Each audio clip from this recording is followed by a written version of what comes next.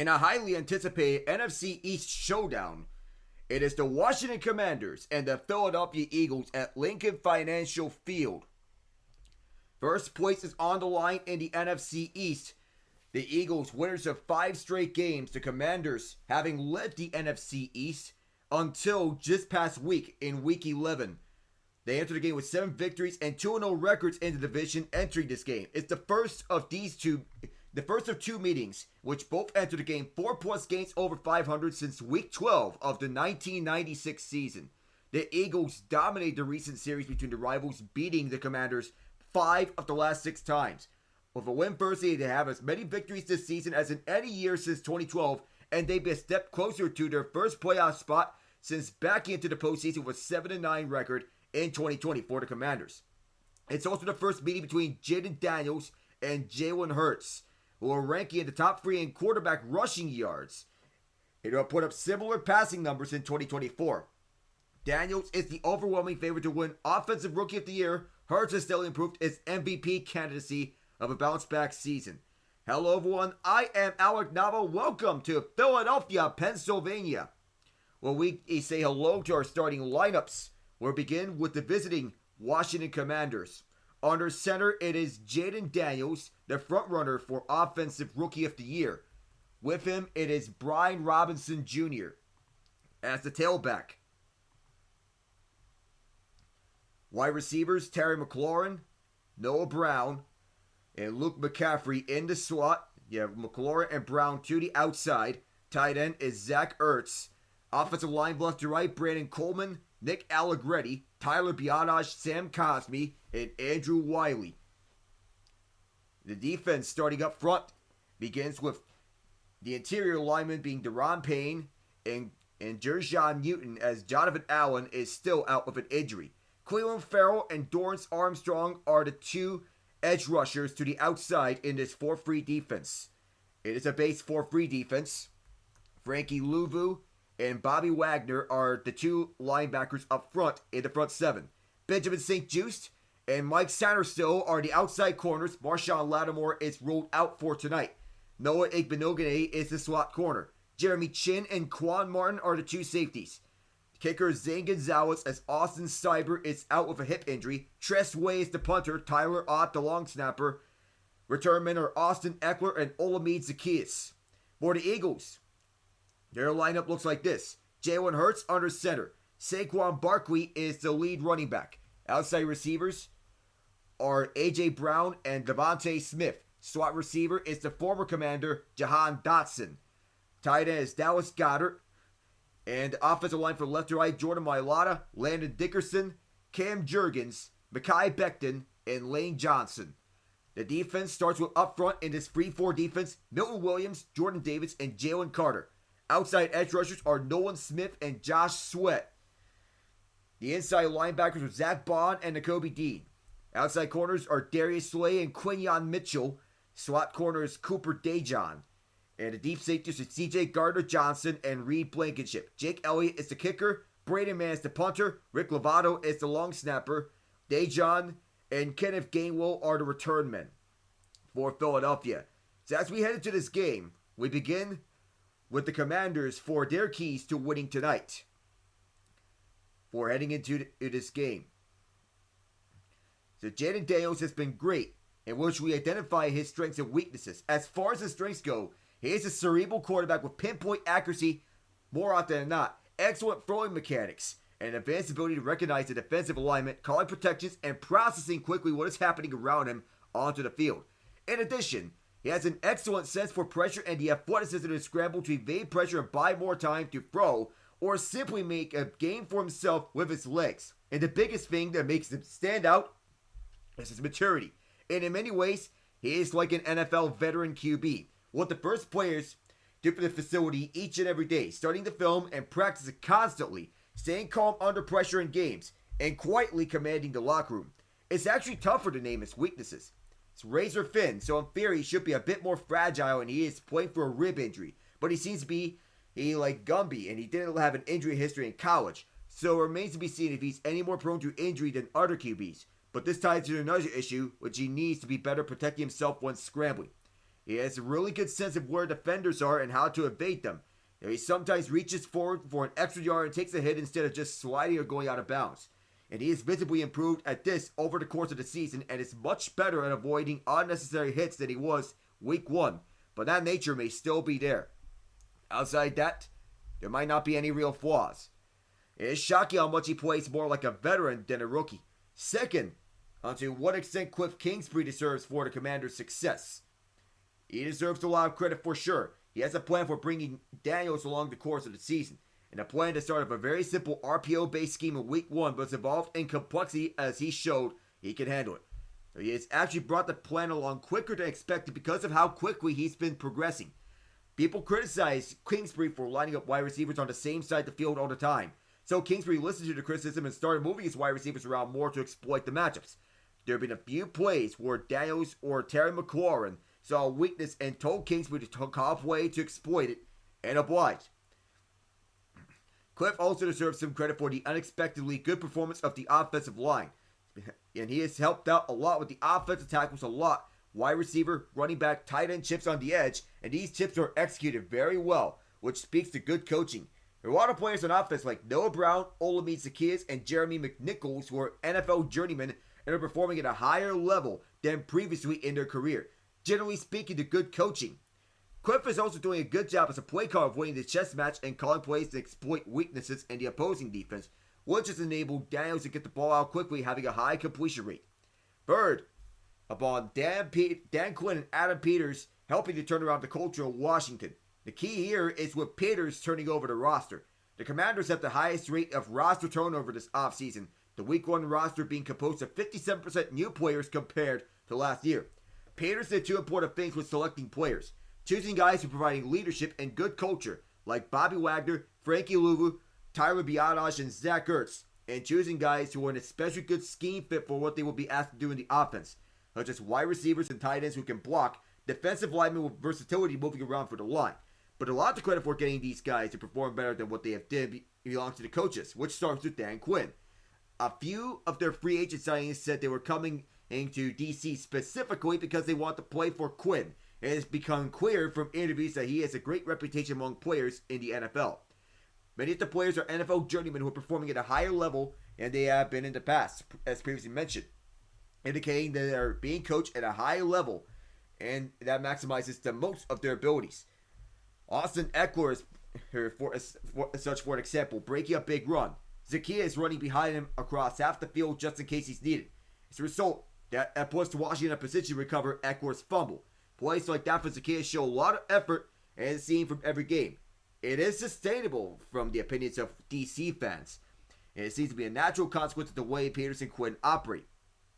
So, for that, how would the Eagles go out game playing on both sides of the ball?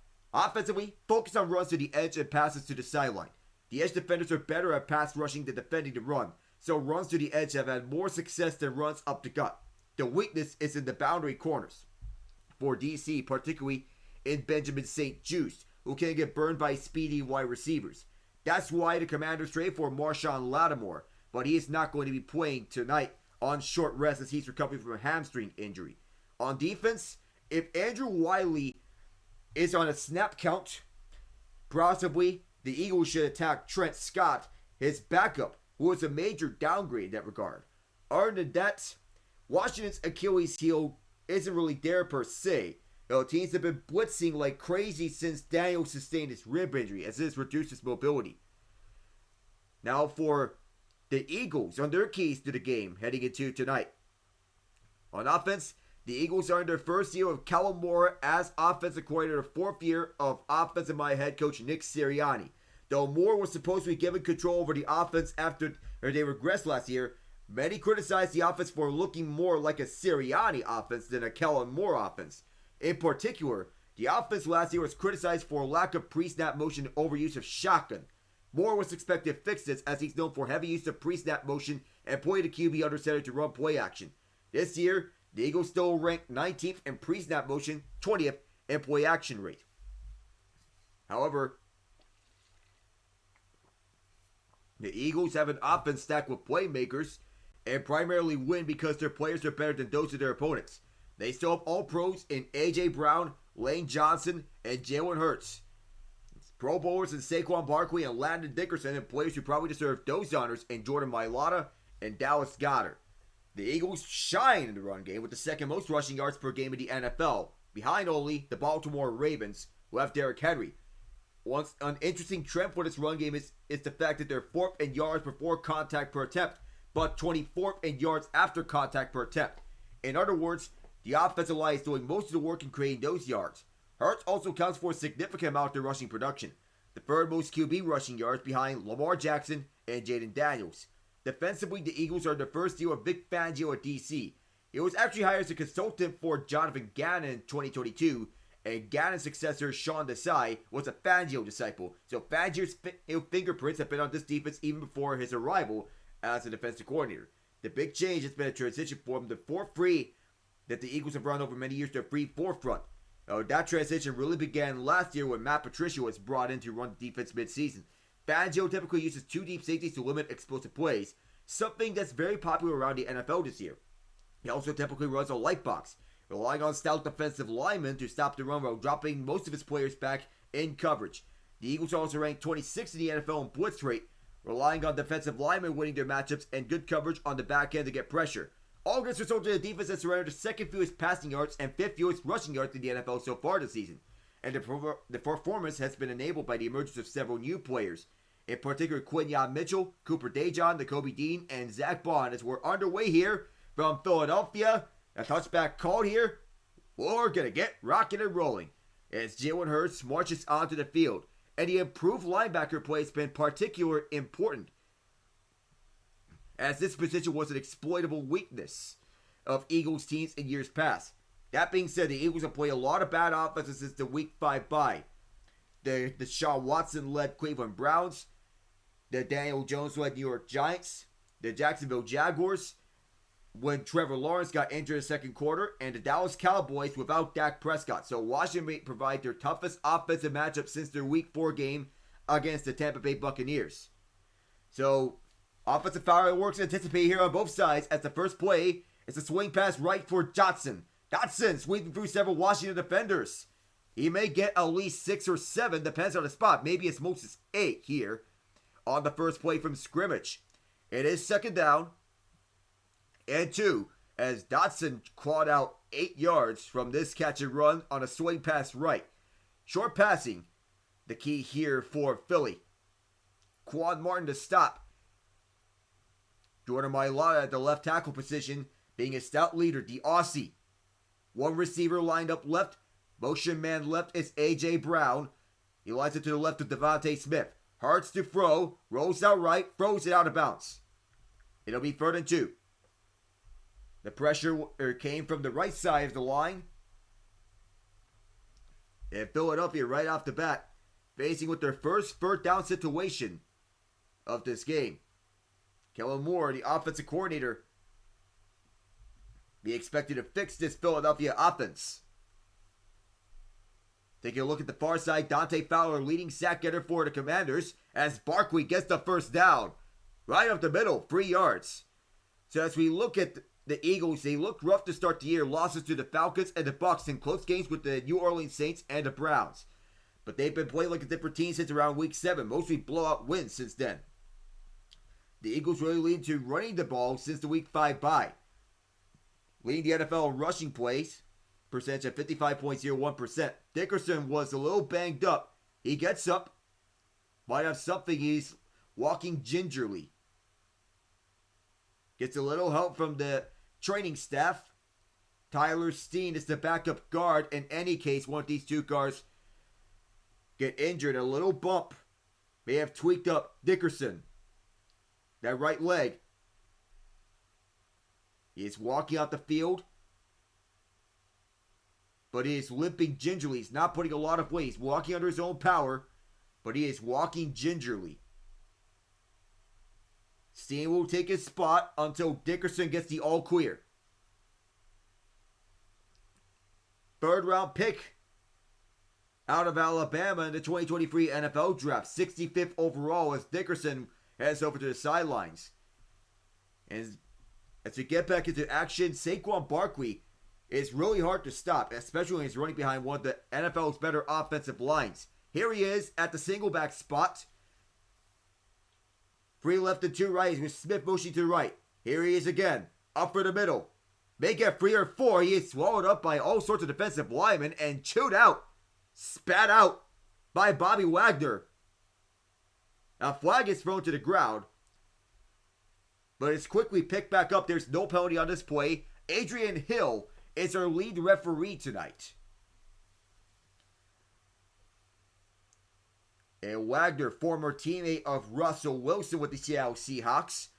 They reunited last week, this past Sunday, when the Commanders took on the Steelers at Northwest Stadium, previously known as FedEx Field. 4 yards on this carry, play fake as Hurts will look. Running out of time in the pocket, has to get this out in a hurry for the left side. Just throws this out. Dawson was the closest man. Jeremy Chin covered him up nicely, and it's 3rd and 6.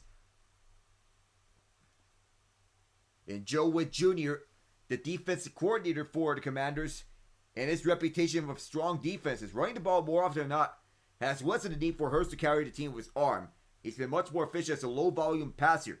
Averaging 33 pass attempts over his first 4 games, he produced 4 passing touchdowns and 4 interceptions. Averaging 20.6 pass attempts per game over his last 5 games. 8-to-1 touchdown to interception ratio. Shotgun set, 2 left and 2 right. Motion man left. It is Hurts, dropping back to pass. Now stepping up. Through the middle, Brown fights for the first down, gets it. He gets across the first down marker by a yard. On 3rd and 6, it's 7 yards on this catch. He decides to move him pre-snap over to an inside. Decides to run a drag route. And took a full advantage of that zone defense. Hurts for the middle on the slant. It's Brown. One-on-one passes defense to the 25. Down to the 22. Past the left hash, and A.J. Brown is feeling it. 2 catches. He gets the Eagles to the Commanders' 26. And is stopped by the rookie from Michigan, Mike Satterstill. Safety goes to the middle of the field. And a low slip from Quan Martin. Saves the touchdown there. Another shotgun set. Run up the middle for Barkley is swallowed up. Nothing doing there as Jalen Holmes made the stop up the middle. Loss of 2. And the Eagles defense majorly factored into the team's overall success. In the Week 4 loss, the Birds allowed 4 touchdowns. In the 5-game 6-10, 4 touchdowns combined. There was always a thought that it might take some time for Vic Fangio's defense to click, and it seems that's exactly what happened. Helped the Eagles that they have faced lesser quarterbacks and offenses, but they did shut down Joe Burrow, who's pretty good during that stretch. 2nd and 12 here, Washington 25. Motioning right is Aeneas Smith. 4-man rush. Hurts being chased after by Holmes. And a completion over to Smith. Judo flipped. Satterstill got a hold of him, but there's a flag down. Our first call from Adrian Hill.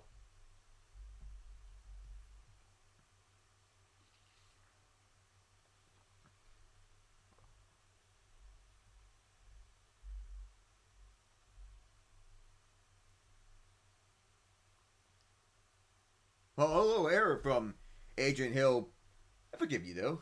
It's Mekhi Becton being called for the offensive hold as he tried to stop Sheldon Day up through the middle. 64 and white. Clear grab. Prevented Day from getting a possible sack. The big fellow loses his composure. And rarely does Lane Johnson get beat. But Jalen Holmes made a good power move right on him. 2nd and 22 now as the Eagles are backed up all the way at the Washington 35. Trip formation right. Hurts fakes the throw to the right. Chased after by 2 defenders. He decides to throw this one away. And it's 3rd and 22. Just as Jeremy Chin was running after this ball. It's just interesting to see how Fangio's defense fares against the best quarterback the Eagles have faced this season in Jaden Daniels once Washington gets the ball. Now, on one hand, Nick Sirianni has done a lot of winning.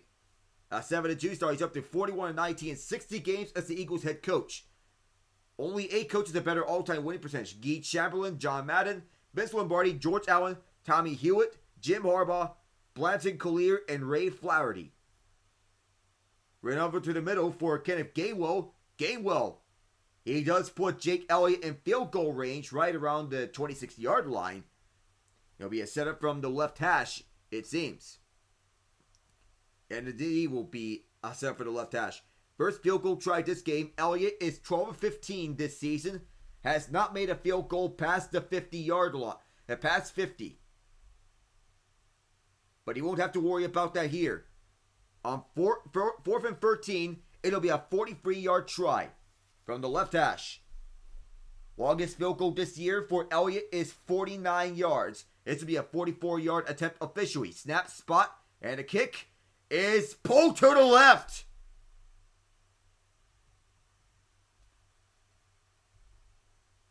In a year which has not been kind to Jake Elliott, he misses his 4th field goal this season.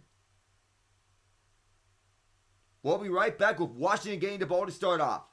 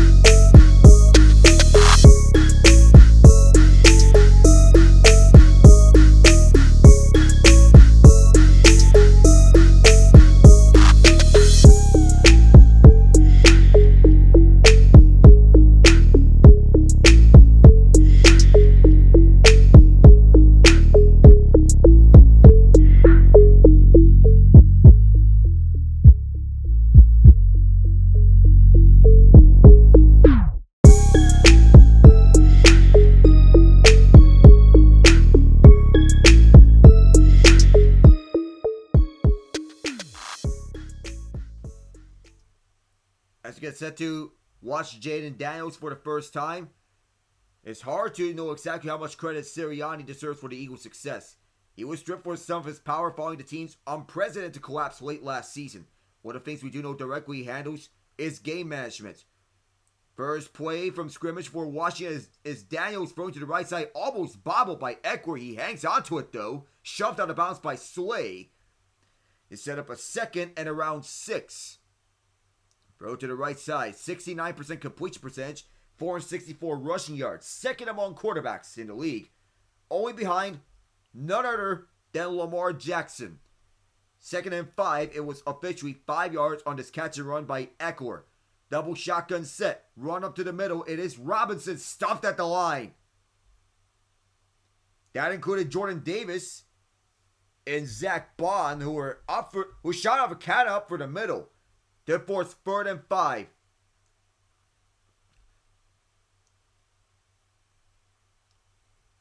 And the Eagles are expected to compete in the playoffs. If they aren't able to win a playoff game, it may be concerning.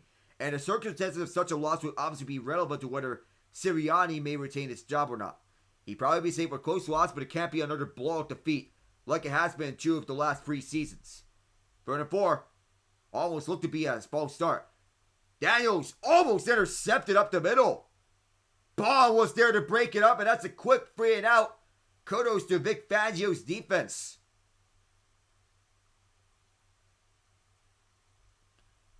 And all of a sudden, this Eagles defense has come alive as they force a quick free and out. And a pass intended up for the middle for Noah Brown, who was the hero for Washington against the Chicago Bears in the Madhouse at Maryland. Tress Way changed his jersey number from 5 to 10 out of deference for Daniels. 4th and 4. It'll be a punt. Cooper DeJohn is back to receive. Here's the punt on the way. And DeJohn will signal a fair catch at the Eagles' 8-yard line, where he will set this one down.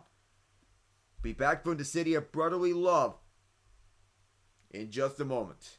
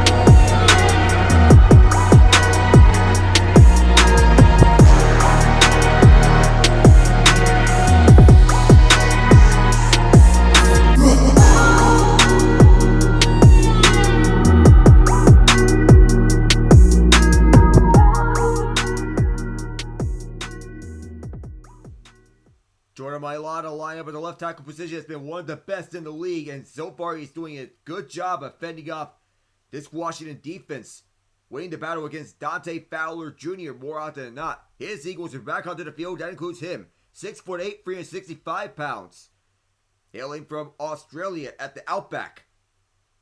Landon Dickerson is back into the game, back in the left guard position. Mekhi Becton at the right guard position that is originally set to be Tyler Steen's position. However, Steen's injury forced Becton to take that spot. He has not looked back ever since. To the left, Saquon Barkley gets 8 out of this one on the gap run left.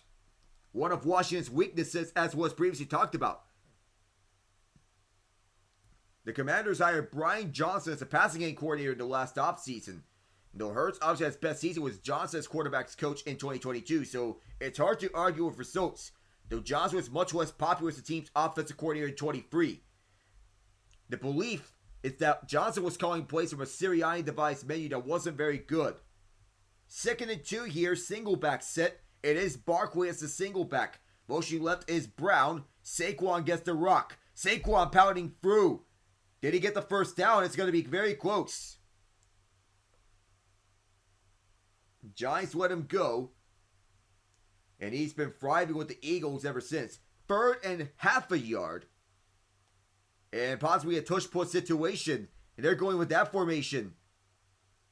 And it still works. And the Commander is saying 4th down. Well, it still works, it seems. though to a lesser degree. The source described, so the sentiment was later backed up about Johnson calling Sirianni-based plays that wasn't good. From a report from ESPN, the source described Johnson as having to fit his own philosophy with an offensive structure belonging to Sirianni, and just how much autonomy Johnson has as a play caller is unclear. Sirianni's acknowledged that he'll step into overall call on occasion, saying a critical third and long play against the Commanders in Week 4 when Johnson wanted to pass and Sirianni dialed up a run, which didn't pan out. The line is burning enough so that some offensive players don't know for sure who's calling the plays and when, as Hurts dumps out for Goddard. He is driven way backwards by Chin after catching the ball 3 yards past the line of scrimmage at 2nd and 7. You don't know who for sure is calling the plays and when, per team source. The Eagles' actions also confirmed as much. Sirianni's role has seemingly shrunk when Kellen Moore was hired to put a stamp onto the offense. He's actually 2 yards on this catch. Eagles lined up at their own 22. Showing the shotgun, Hurts operating no huddle. To the right side. Almost was a catch by Brown. It sailed out of bounds though. And that was with, who I believe, Benjamin St. Juste trying to break it up. 3rd and 8 here. And no Lattimore means the onus on the secondary to perform at their best against the outside receivers, namely Brown and Smith. And Lattimore watching onwards from the sidelines. The coverage protection is man coverage for the Commanders. They bunch up the line of scrimmage, possibly sending a blitz. Yes, they do send out a blitz. Hurts will step up, try to use his legs, and they catch up to him. Frankie Louvu and Doris Armstrong were there to break down Hurts to force the 4th down and the punt from Braden Mann. They rushed 5, and they created that blitz package from Joe Witt Jr.'s defense. Louvu saw Hurts step up and immediately recognized that he was going to use his leg to try and escape from the pocket. And that time, caught him running. Zacchaeus is the return man. Man is the punter. Here comes the snap and the kick. Zacchaeus muffed the punt last week. How will he fare this time around? This one will bounce. And picked up by the Eagles at the Washington 42. Not a good punt from Braden Mann. And maybe this win may have helped out a bit. No score yet. We'll be back.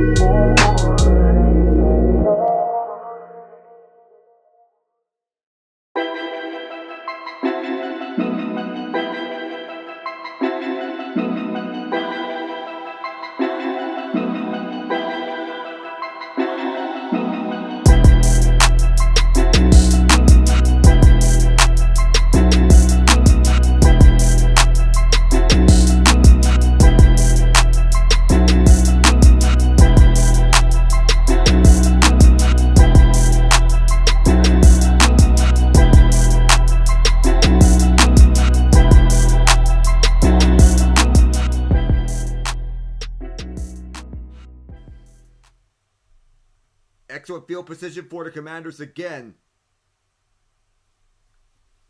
A backspin backfired for them, and now the Commanders set up at their own 42. They'll only need 58 yards for Pater to begin this game.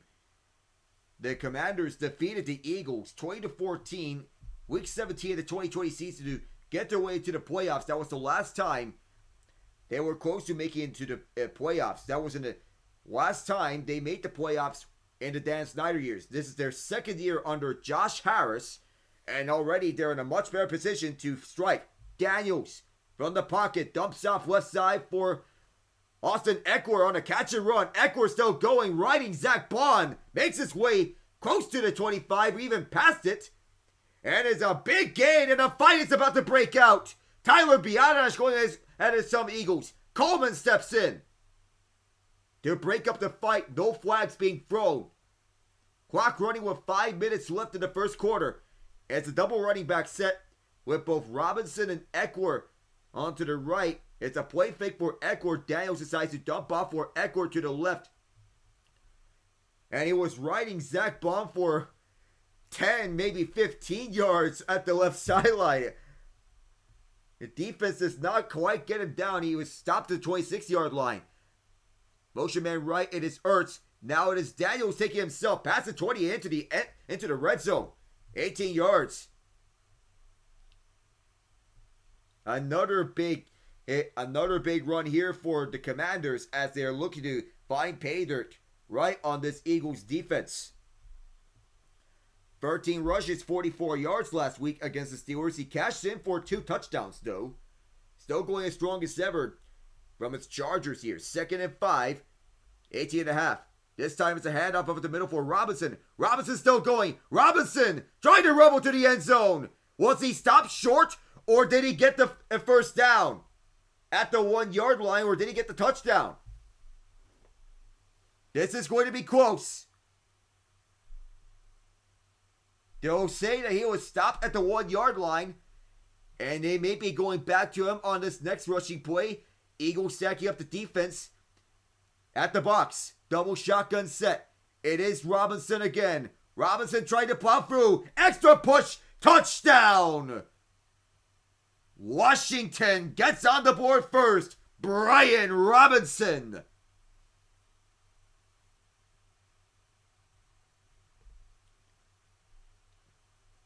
This is what they needed in the last couple of games. Punching it in, smash mouth football, and an extra punch with Robinson plowing through, and the extra push from Nick Allegretti. The left guard, a member of the last 2 Super Bowl winning teams of the Kansas City Chiefs, gave it that extra push. Extra point from Zane Gonzalez, right down the middle. And the Commanders on the board first. 7-0. Washington over Philadelphia. Looking to take back the NFC East lead tonight. Back in just a moment.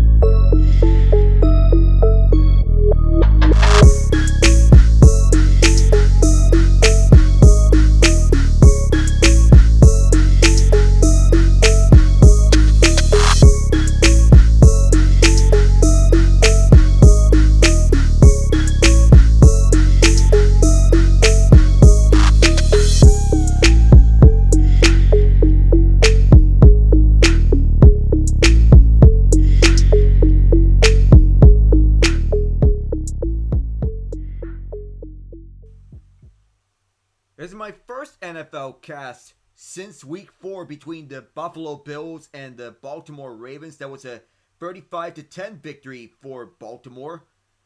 And I'll have another NFL game covered this Sunday. The Kansas City Chiefs and the Buffalo Bills, Week 11, Mahomes versus Allen, Part 8. This classic never gets old. And it's not exactly like El Clasico, but in the current NFL and the modern day version of the NFL, this may reek of such rivalries like El Clasico. Maybe. Just maybe. Think of classic rivalries regarded as and so this will have a return here for the right side. And weaving through is Will Shipley. Nice return this time around. Across the 35 and sets up the Eagles in prime field position. So, we talk about some of the best rivalries in each league right now. In the NFL, you would think it's the Chiefs and Bills. NBA, I can regard this to not any specific teams, but rather individual players. You want to see LeBron James and Steph Curry never gets old. So it has evolved to Lakers versus Warriors. Those Celtics versus Knicks may be emerging in that category. First down here from the 36-yard line is Motion Rice, A.J. Brown. Fake the shotgun handoff to Barkley. Hurts is rolling out to the right side. Hurts looking for the first down. Oh my, almost had that one with Devontae Smith trying to toe tap. But it was instead be 2nd and 10 as he could not get that all the way through. 3:12 to go here in the first quarter. That almost was a very efficient throw. NHL best rivalry, we may be inclined to think, would be the Battle of Alberta with the Oilers and the Flames. Though you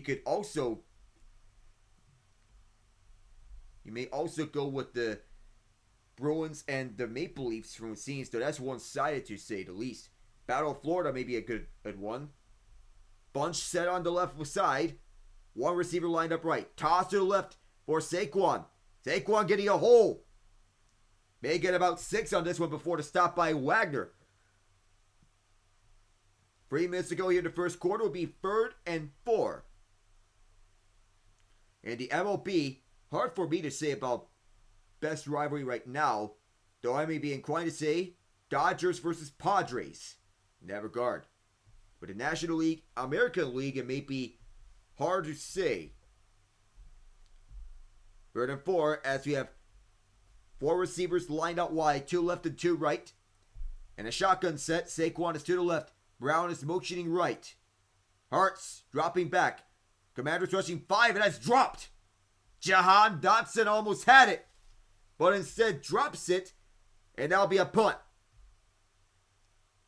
Mike Sanders still was in coverage.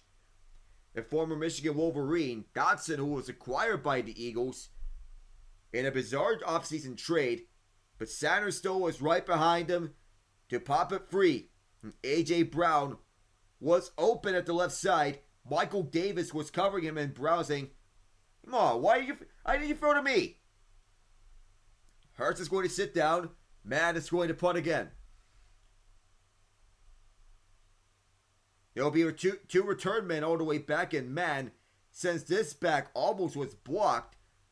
And this will be fielded at about the 7-yard line by Zacchaeus. Zacchaeus spins out one of the Eagles defenders and runs out of bounds to the left side. Flag is down, however.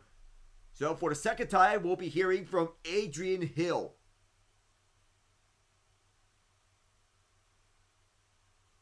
Jaden Daniels waiting over at the sideline and checking with the officials, his crew.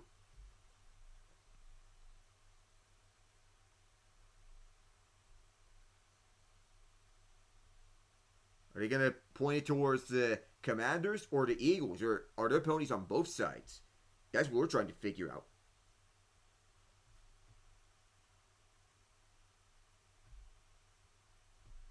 Is an illegal blocker to the back by Noah Igbenogany. That'll be enforced half the distance towards the end zone for Washington. As Jalen Hurts checks his iPad, we're staying with you. throughout this time. So Brian Johnson, we speak of him.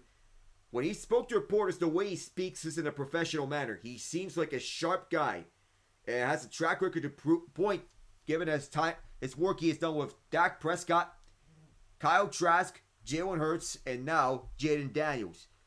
He's been helping Washington a lot. The one Eagles player on offense, one player on defense that Washington fans might not know about, but they should, if we look at it. First, we go to the offensive side, Johnny Wilson. He logged his first touchdown catch last week. So another week 9 that was called back because of a questionable offensive pass interference penalty.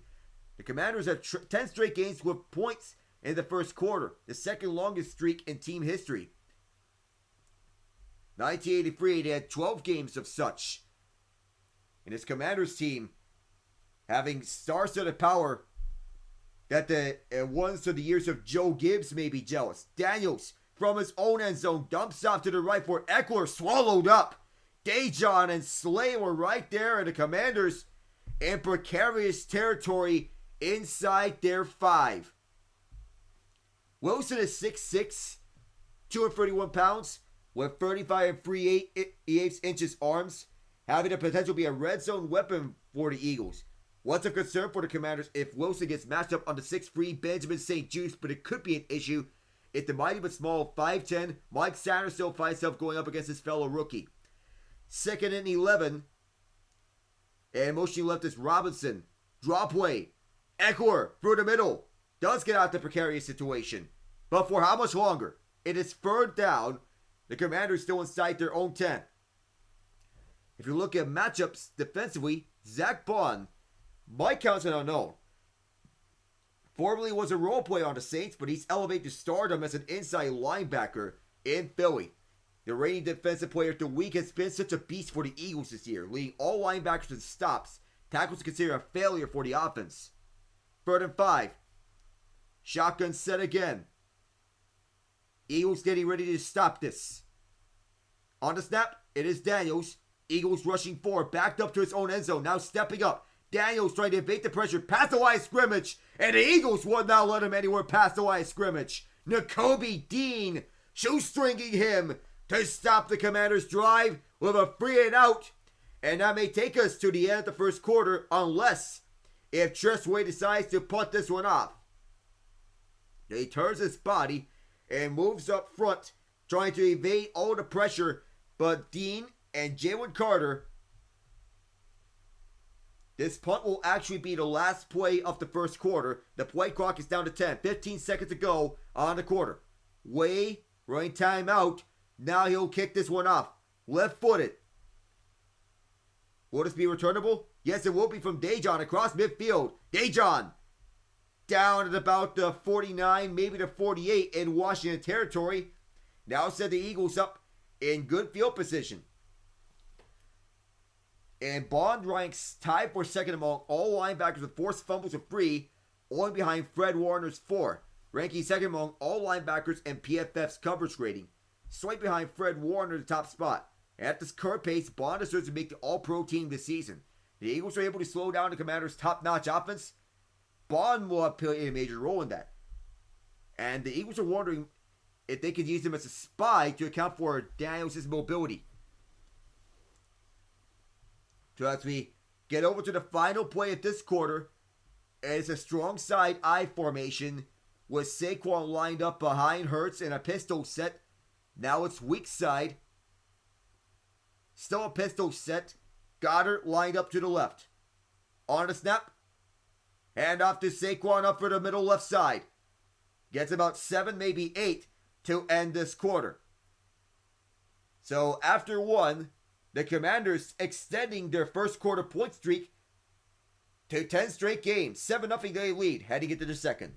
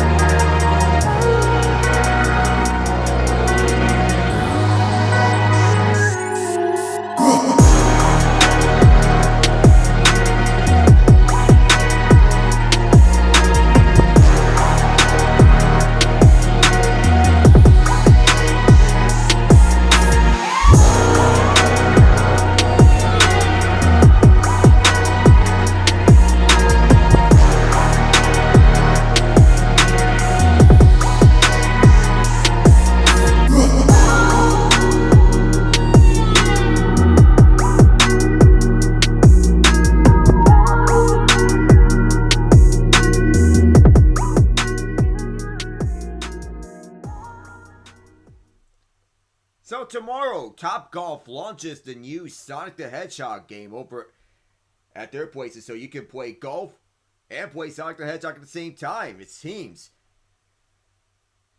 A little creativeness from Top Golf at the time around their collaboration. I wonder what Sonic may have in store next. 2nd and 3 as we get back into action. Eagles at the Washington 41 looking to tie this game up. Pistol set. Motion man right is Brown. Commanders jumble up the line. It is Saquon, shoestring from behind by Luvu. That prevented a Philadelphia first down. Is this enough for a tush push here from the Eagles? And can the Commanders stop it? They have before when they were coached by Ron Rivera.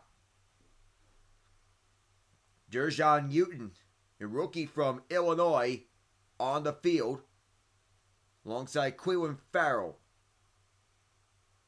It's going to be another one of those. It's a fake. To the left is Saquon. The first down is there, 3 yards. It's a fake tush push. And there may be some sort of a feeling that they were hinting towards a fake tush push with Saquon being lined up right behind. There's a quick flip to the outside. There might have been a block in the back, though. Right on Michael Davis. That was not called. The Eagles have had tight possession for more than 10 minutes. The Commanders for 5:26. Yet the Commanders are up 7-0. Making the quickness work. Daniels on first down. And a pistol set. 2 receivers right. And the third one will be there. Dallas Goedert. Oh, that's a little trickery that backfires. Frankie Luvu exposed that perfectly.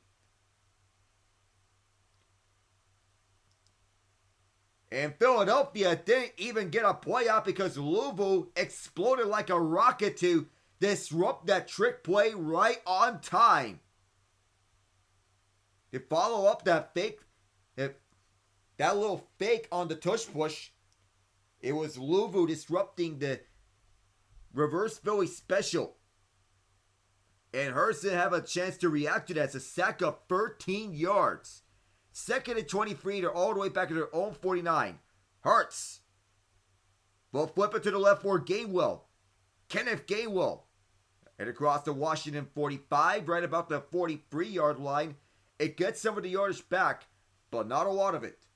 Well, they'll need to convert on 3rd and what seems like forever. Joe Witt Jr. capitalizing on the most of these chances on the defensive side of the ball. No Jonathan Allen, no problem. Deron Payne and Dejon Newton will take the most of the action. 3rd and 17. First down marker is the Washington 26. Hurts empty set. Up for the middle. They do get into field goal range. As now it's Goddard up for the middle. Now, with Jake Elliott coming onto the field, can he bounce back from his earlier miss from 44 that was to the left? He has not made a field goal from beyond 50 on the season. This will be from 51 yards. They're one of 3 teams that have a 50-yard field goal made. The others being the Green Bay Packers and the New York Jets. From the right hash, it'll be 51 yards for Elliott. Snap spot, kick on its way, and on a wind pulled it left.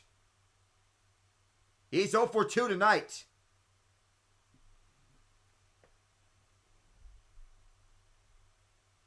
The wind may have helped out the midst, and Dan Quinn looks on appreciation. We'll be back in a moment.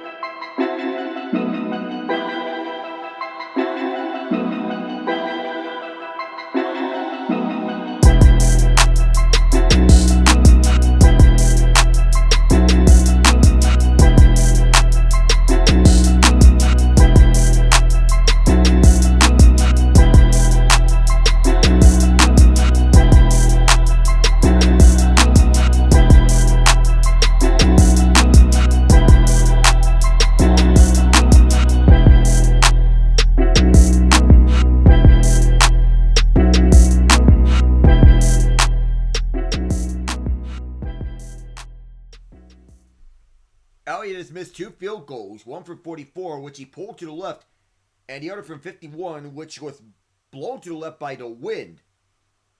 And these 2 linebackers, Nakobe Dean and Zach Bond, have been flying all over the place, disrupting the rhythm for the Commanders more often than not, and not allowing Jaden Daniels to get any space in rhythm whenever he is running. They're both back out there again. Dean and Bond playing the 2 inside linebacker positions. Dean is lined up middle, Bond to the outside left. Daniels on first down, drops back to his own 30, dancing around the pocket, running out of time, hold down at last. And the high fives between Jordan Davis and Brandon Graham, the latter who got the sack on Daniels. One of the trusty veterans on this roster alongside Fletcher Cox. And with his athletic abilities, he's spiraling a lot around. Both Jason Kelsey and Cox retired. That leaves Graham and Lane Johnson as 2 veterans left of the Super Bowl 52 roster. Daniels pressured again, sacked again. Josh Sweat this time is not sweating a single bit, and this Eagles defense is off to a hot start in this drive. And in back-to-back times, they forced Daniels to use his legs, bringing pressure to collapse the pocket. It is Sweat giving a bit of pushback on Brandon Coleman. And as Sam Cosmi went down, going up against Jalen Carter, and Carter was calling for a penalty. That forced 3rd and 22. This crowd is back into this game. Washington forced all the way back to their own 29-yard line. Hand off to the left side for Robinson, shotgun. And that's a quick free and out. There is a flag, however, as Reed Blankenship was in on the stop. It is an offensive hold on Coleman, but the Eagles did the smart thing and declined the penalty. So that's to force a punt from Tress Way. And defending the Eagles offense on how to do this, the Commanders have to sell out to stop the run. Easier said than done. It's not like you should be thrilled about following more targets to A.J. Brown, Devontae Smith. But Hurts has been at his best when he doesn't have to be a volume passer. Washington really tried to make Hurts beat them with his arm. Dan Quinn's familiarity with defending Hurts his time with the Cowboys should come in handy. Way sends it off. And that's not to mention that Brian Johnson and Zach Ertz bring in when it comes to knowing Hurts' presence. Ball bounces down at about the 25, maybe the 26-yard line. That'll get Hurts back onto the field. 9:51 to go in the second quarter. Staying with you here for the sequence, but when attacking the Eagles defense, Fangio's going to have the worst game of week 4 when Baker Mayfield was getting the ball out lightning fast. The Commanders could look to emphasize the quick game against this defense. Also say that throwing the ball to McLaurin is a pretty good idea considering how the Eagles have struggled to cover him in the past. While the Eagles are more equipped to cover him than they have previously him, the Commanders have the best quarterback they have ever had throwing to McLaurin. And that's considering the list of quarterbacks who have thrown a touchdown pass to Scary Terry throughout his time as a Commander. And Brandon Graham chatting over the sidelines. He has Bryce Huff next to him, benched in favor of Nolan Smith, who has had a breakout year. Another former Georgia Bulldog on this team alongside Jordan Davis, Nakobe Dean, Jalen Carter, and Kelee Ringo. Saquon is lined up in a shotgun to the right of Hurts, and right behind both Mekhi Becton and Lane Johnson. Hurts fakes the handoff to him, sprints straight away on this one. 5 or 6 on this keep. We're speaking about going over to the sidelines for just a moment, but no, have to keep on going. But in the case that Hurts gets hurt or something happens to him, the backup quarterback is Kenny Pickett. Grew up as a fan of the Eagles, and he is back in the team he grew up idolizing. Pistol set, 2nd and 5. On the snap, hand off to Barkley, up for the middle. Can't find a hole. Louisville is there. One of the top linebackers in the league. Washington got him over from the Carolina Panthers. 3rd down here. And a nice linebacker duo of Luvu and Bobby Wagner. That's what you want to have if you're the Commanders. Bring in two leaders at the position. 1 or 2 scrimmage yards per game throughout his career for Saquon, which is third among active players in the NFL, only behind Jonathan Taylor, who has 104, Christian McCaffrey with 112. 3rd and 4, clock running here, 8:30 to go. Smith is lined up wide left. Hurts to pass. Facing a collapsing pocket. Now it's extended. Hurts to the left. Throw it away. The pressure put on. That will be a bring out here for Philadelphia. 4th and 4. And Braden Mann will once again punt. If you're an Eagles fan, you're thinking that if you want to get a deep route to your guy, and there might be a slight miscommunication on the throw to the left side between Hurts and Brown. Yeah, that's this rhythm completely knocked off of Jalen Hurts, and he had to be forced to pass under pressure. Man kicks this one deep. Line drive kick to the left, and this will be returned. Zacchaeus Swift. May have been tackled though, and Zacchaeus walking over to the sideline, and the Commanders still leading 7-0 near the midway mark of the second. Back in a moment.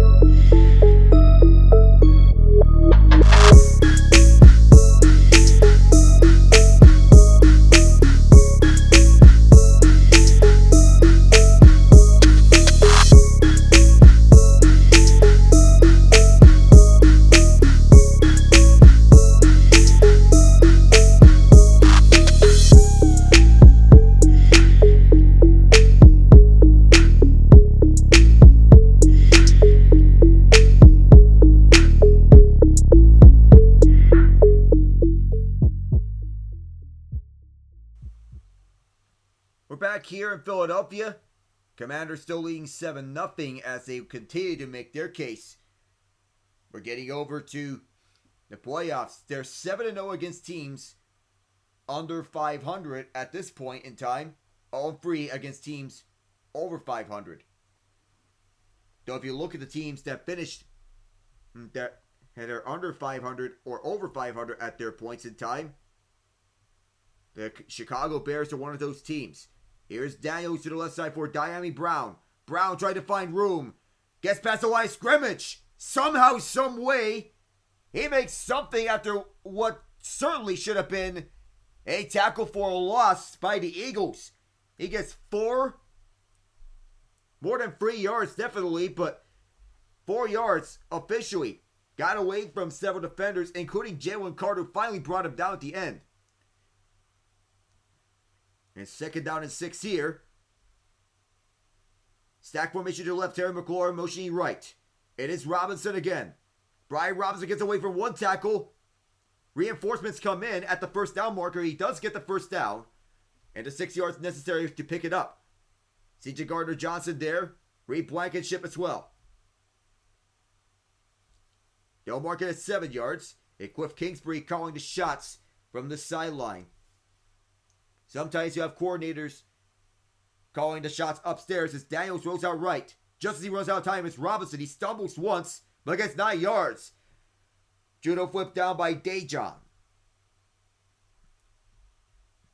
2nd and 1.5 yards. And it's Cooper Dejan.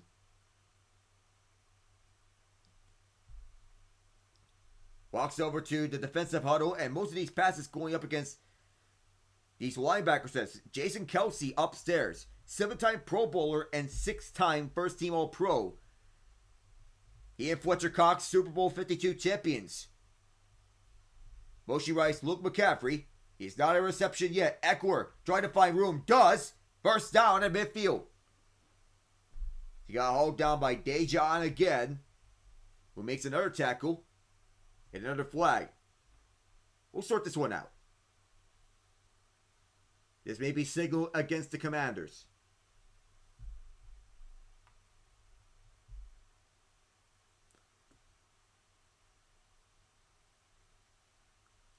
And it is Diami Brown caught for holding. Onto the outside. And some of these players are getting themselves ready in some of the most creative ways possible. Jaden Daniels warming up, like playing hoops.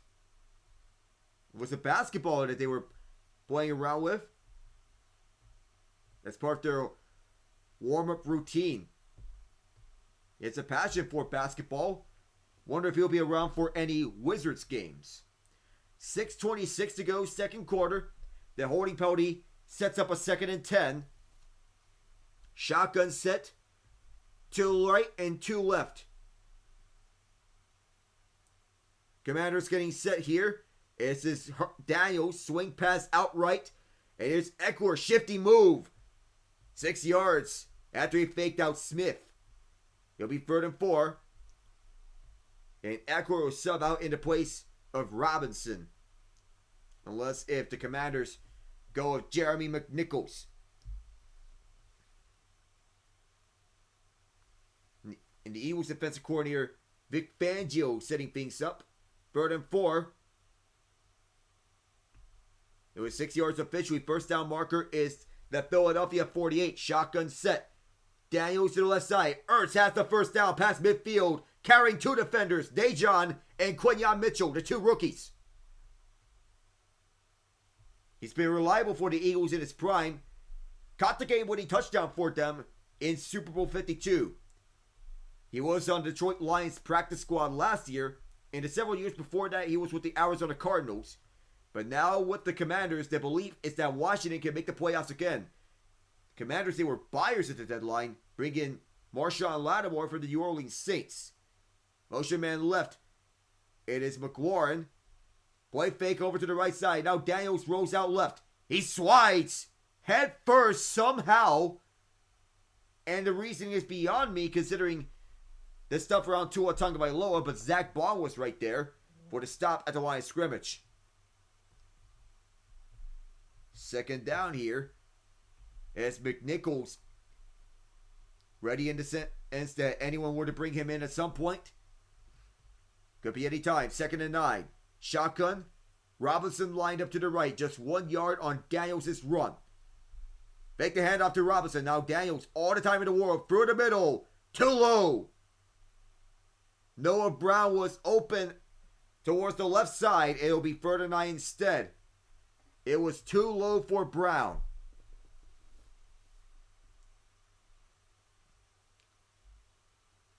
Made a move right around Slade. Got himself open, but that looked more like a soccer play from Brown. One of the concerns about Daniels heading into the NFL was about his throwing. Didn't do that a lot with LSU, but he is showing that here with the Commanders. Empty set, 3rd and 9. Haven't seen Terry McLaurin yet. Daniels backs up deep. Dump off, and that was off the hands of Eckler. Should have had that one, and he knew it. 4:17 left in the second, and the punt unit will come back in. Instead of a first down, which easily could have been several times, It was partially deflected, but Eckler couldn't hang on. That's one they should have had. But leaders look after each other and comfort each other. Running over to the corner and Tress way back out. 34 years old. He'll kick this one up. And it'll be a fair catch by Cooper DeJong with 4:11 to go. And the second towards the left side. They need 90 yards for Pater to tie it up. Still, it's Washington leading 7-0 as we go to break.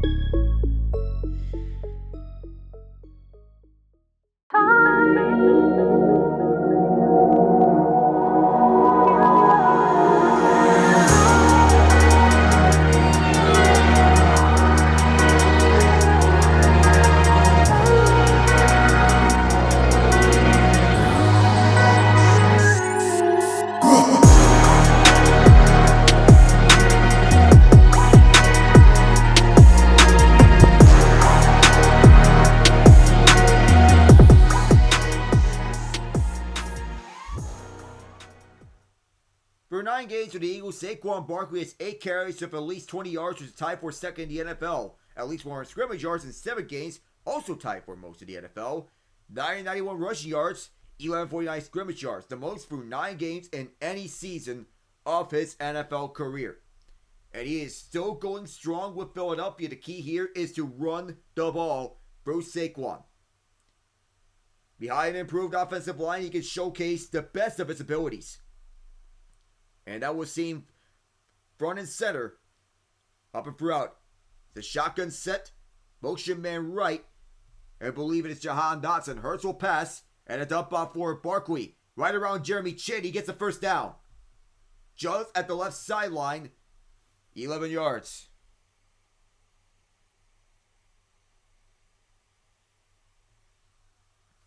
Less than 4 minutes ago here, Eagles have not scored just yet. 2 misses from Jake Elliott. 1 for 44, 1 for 51. They're actually going to move this ball behind the line of scrimmage, 2nd and inches. I would believe this may be a running play. It is. It's Saquon. Easy first down. He takes it to the 26. 6 yards officially on this carry. Eagles trying to get something just before the half ends. 3:30 to go in the quarter. Lined up in a single back set or a pistol set. Actually going over a shotgun set. Jalen Hurts works better as a low volume passer as we initially discussed. This is a play fake, low volume, and a good catch by A.J. Brown to left side. Got enough for the first down right on Benjamin St-Juste. And a good job by Barkley to set this one up for the left side.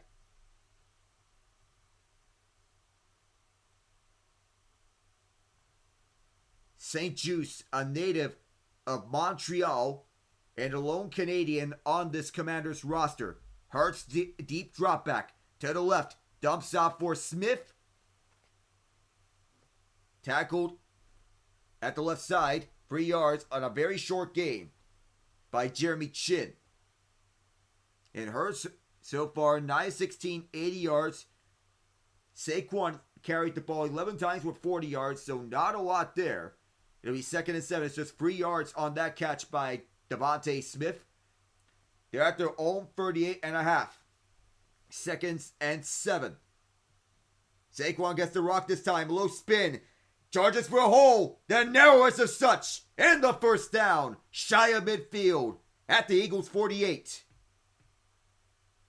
That spin move, he's been doing that for years. And he shows the Commanders why he's one of the best running backs in the league. They faked out one of the Commanders' defenders right behind his offensive line. And opened up a hole for himself. 2-minute warning here. Commanders up 7-0.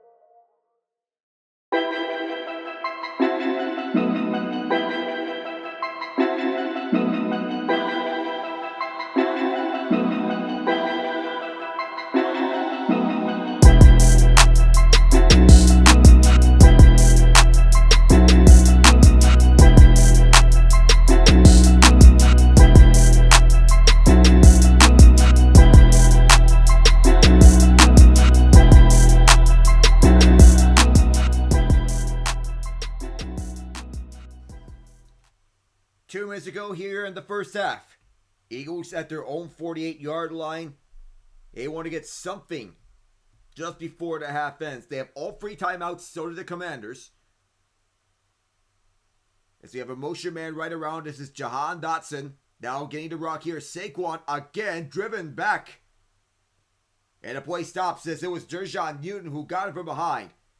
Saquon a little winded, but still going. Do we see a timeout? That is a question. Or do we see no huddle? Will we seeing no huddle? The Eagles are taking way too long on this next play. 21-20 on the play clock. 18. They get off at 17 on the play clock. Over to Devontae Smith. Burst of speed past the 30. Stop shy at the 25. And this place has come alive. 1:20 to go in the quarter. 1-on-1 matchups. Crucial, that is Devontae Smith who got the upper hand on Noah Igbenogany in the SWAT. Took that one from short, 21 yards. No auto play here next. 1:05 to go in the quarter. And Hurts will keep it. Rolls out right. Jalen Hurts, he'll slide.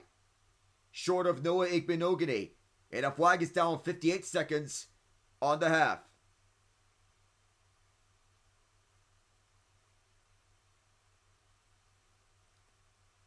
And we're wondering, who is it on? We don't know what is happening. Dan Quinn is wondering. Frankie Louvu wants a ward. one of the officials is watching the chew onward so as there is no fight.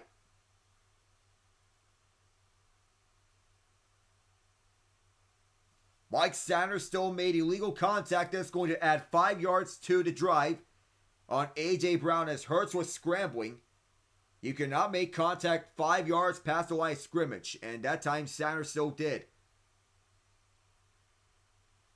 So I have 5 yards and a first down. 58 seconds left in the half. Eagles still have all 3 timeouts. Commanders with all 3 timeouts of their own.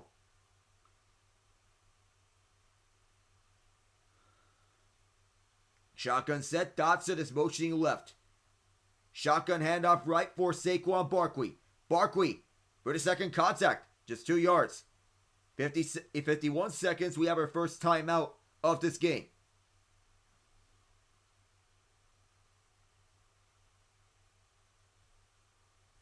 And it's taken by the Commanders, not the Eagles. They want to get some defensive adjustments.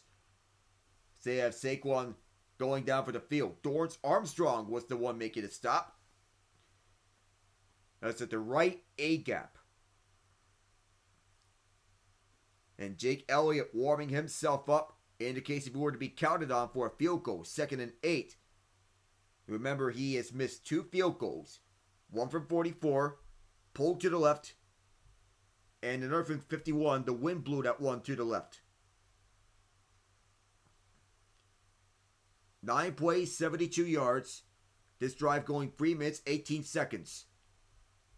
One of Philadelphia's best drives so far. A.J. Brown is lined up to the left.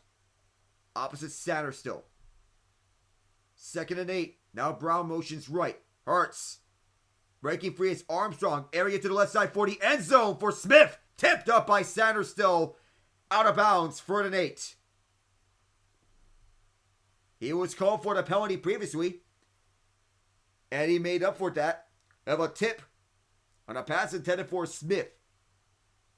Went over to the corner route. And Smith made a little stutter. Sanders still turned his head to face the ball right on time. As a young corner, you have to be aware of your surroundings. And that time he did. Making up for that last penalty. 3rd and 8. As Daniels watches onwards. On the shotgun. Hurts is dropping back. Breaking free is Armstrong. Stepping up and out to the right. Hurts gets a block. Has the first down. Right across. 9 yards. 1st and goal. Kenneth Gainwell with the big block to set up the 1st and goal spot for Philadelphia. As Hurts could not find anyone open. And Gainwell, he set up the block for Hurts to run for the first down. This first down at the 9-yard line. Ran out to the right side on his own. St. Juste was the closest one to him.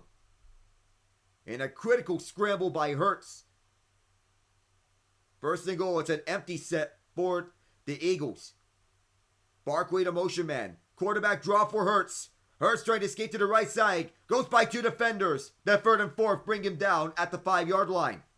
And a timeout called. Newton was the one making a tackle. He was the primary one and alongside Luvu. Now it's the Eagles calling a timeout. 42 rushing first downs for Jalen Hurts, which is the most among quarterbacks this year. And whether it be tush push or him running it on his own, he has found a way. The brotherly shove. Another nickname for the tush push. The Buffalo Bills variant being the Buffalo Rumble and the Snowplow. As labeled by left tackle Dion Dawkins. Who will see the Bills this Sunday when they host the undefeated Kansas City Chiefs, who are 9-0. Lined up at the left is A.J. Brown in a one-on-one matchup. Single back set, it is Saquon. He gets the rock. Plowing through the middle. He has defenders all over him and pushback. Michael Davis was one of those there. And another timeout. 3rd and goal. Quan Martin as well. Another Eagles timeout.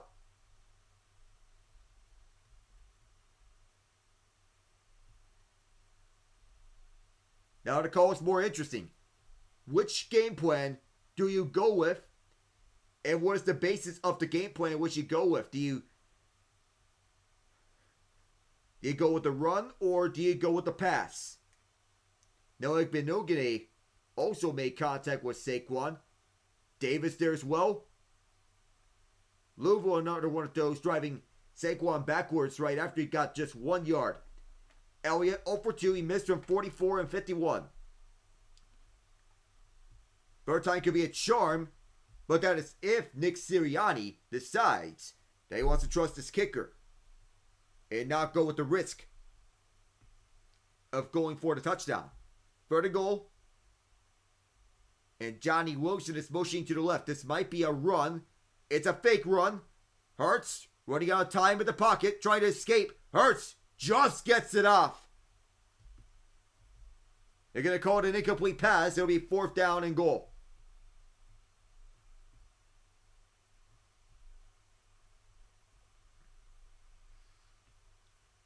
And Nick Sirianni, about to see the decision here. A couple receivers trying to find separation, but every one of them was covered. Devontae Smith almost got open. Eventually, as Hurts found him, there might have been low touch on the face mask. Almost wasn't illegal use of hands, but the officials didn't catch that. Or they were not in a good position to see that. But A.J. Brown drew some contact from Jeremy Chin. 21 yards for Elliott from the right hash. Is there redemption here? Yes. Third time is the charm. And the Eagles finally on the board. Not the way they wanted to be. And that capped off a long drive in which the Eagles saw it end in the way that they did not want it to. And 19 seconds to go here in the second quarter. And John Robinson, a legendary head coach with the Rams, the number of victories he had, well, to say the least. In the NFL, we mourn his loss. He has recently passed away.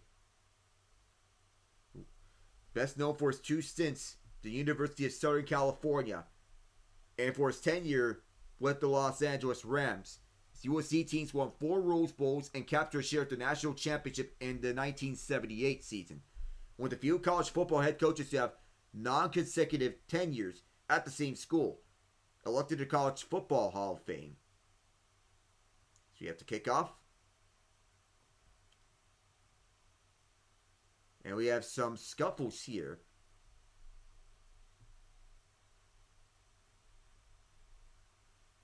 So we mourn his loss. This Veterans Day passed away from complications of pneumonia in Baton Rouge, Louisiana.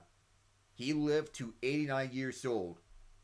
Happy to say that he has lived a long and a happy life.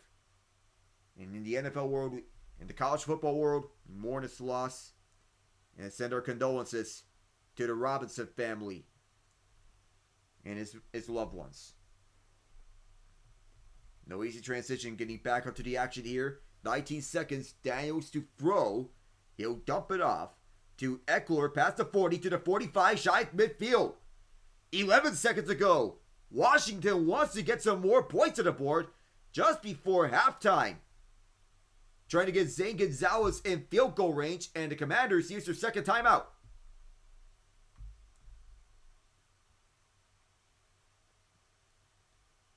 And Daniels, last time they were around this spot, he did throw the Hail Mary to Noah Brown that was tipped up by Tyreek Stevenson, who was taunting the Commanders fans before the play happened. He was the one who tipped it to Brown. The first row of DBs, you bat the ball down in Hail Marys. 1st and 10, line scrimmage is the Washington 48. Daniels to the outside right. Miss Luke McCaffrey. 2nd down and 10 with 9 seconds to go. And Gonzalez is warming up. He was the kicker that they elevated from the practice squad because of the injury to Austin Seibert, dealing with a hip injury. Seibert took the place of Cade York, who missed both his field goals and was later cut from the team. Seibert's been the kicker ever since. He's been reliable. And a timeout is going to be called. That's the Eagles calling timeout. So if the Commanders get into field goal range, the Eagles can no longer ice the kicker. Terry McLaurin has been so reliable for Washington for all this time. That's who the Eagles are going up against. It'll be fun to see how the matchup will be between McLaurin and A.J. Brown. McLaurin does not have a catch just yet. Robinson with 5 rushes, 33 yards, and a touchdown. Quinyon Mitchell back onto the field as one of the DBs to defend. 2nd and 10. Once again, line of scrimmage, the Washington 48. Daniels backpedaling. Send it over to the right side and maybe in and out. Eagles say it's incomplete. Diami Brown was there. But it was Brown who made the catch at the Philadelphia 40. That'll be a first down. They may have to take a look at this one. That's incomplete. That doesn't seem to be anywhere remotely close to being complete, as Brown had it too hot to handle for him.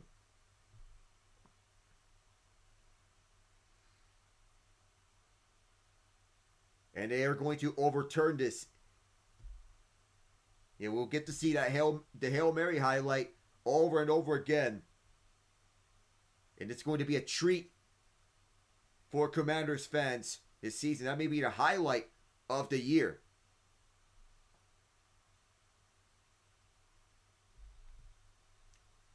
And they have reversed it. It's an incomplete pass, which is the right call. So Zane Gonzalez is going to come off the field. That'll put Daniels and company back on. There'll be 4 seconds on the clock. That's where the clock will start. And now, there's the development. Jalen Hurts is in the medical tent. That is not looking good for the Eagles if he can't go in the second half. Because then they'll be relying on Kenny Pickett. Hurts is in the medical tent. Instead, it'll be a run instead of a Hail Mary. And that will end the half. Ryan Robinson just gets across midfield, and that ends the half. Low-scoring game. So far, it's 7-3 Commanders. And Jalen Hurts is in the medical tent. All this and more with updates around the National Hockey League at the halftime report when we return.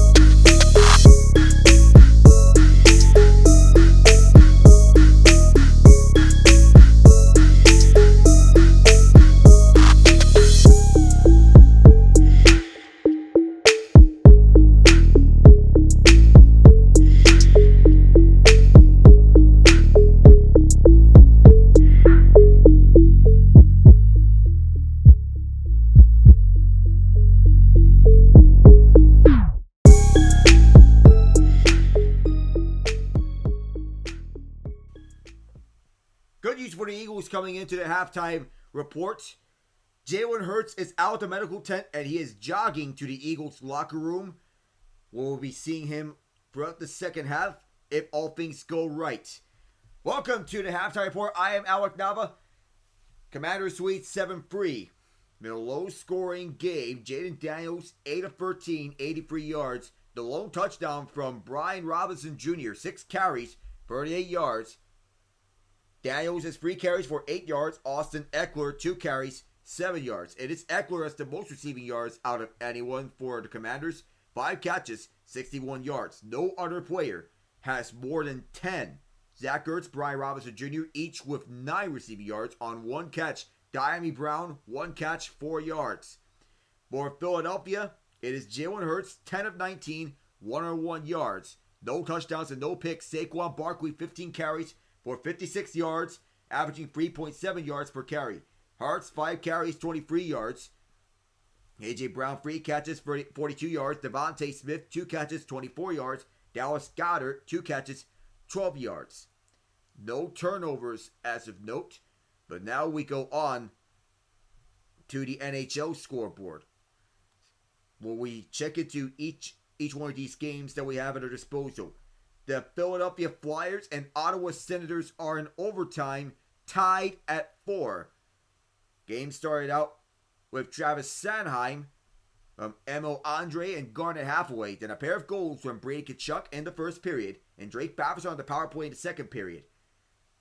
Tim Stützle with the assist on the Batherson goal, tied by Travis Konechny late in the second period. Noah Cates and Nick Seeler the assist. Then both teams with a pair of goals. Josh Norris, Adam Gaudette, the latter on the power play. Thomas Chabot, the primary assist on both of them. Anthony Richard and Bobby Brink tied up 2 goals in 2:03. Then we have a recent update here. Philadelphia has won it. Matvei Michkov, the overtime winner. With 55 seconds to go in overtime, the Flyers have won it. Go around these final scores. The Tampa Bay Lightning and the Winnipeg Jets, just their second loss of the season. Jake Gensel with 2 goals. 1 on an empty net, 1 on even strength. Brandon Hagel, Anthony Cirelli for Tampa Bay. Adam Lowry, the lone goal for the Jets. And a winning goaltender, Andrei Vasilevsky, who stopped 24 of 25. The New Jersey Devils beat the Florida Panthers once. They beat them again, 6-2 this time around. 6 goals scored for them. Stefan Nason with 2. Jesper Bratt with 2. Actually a hat trick. And Dawson Mercer had the other one. So Bratt had a hat trick. The Florida goals from Jesper Boquist and Sam Reinhart. Mercer and Nason scored on the power play, as well as Bratt. And New Jersey has been efficient on the man advantage.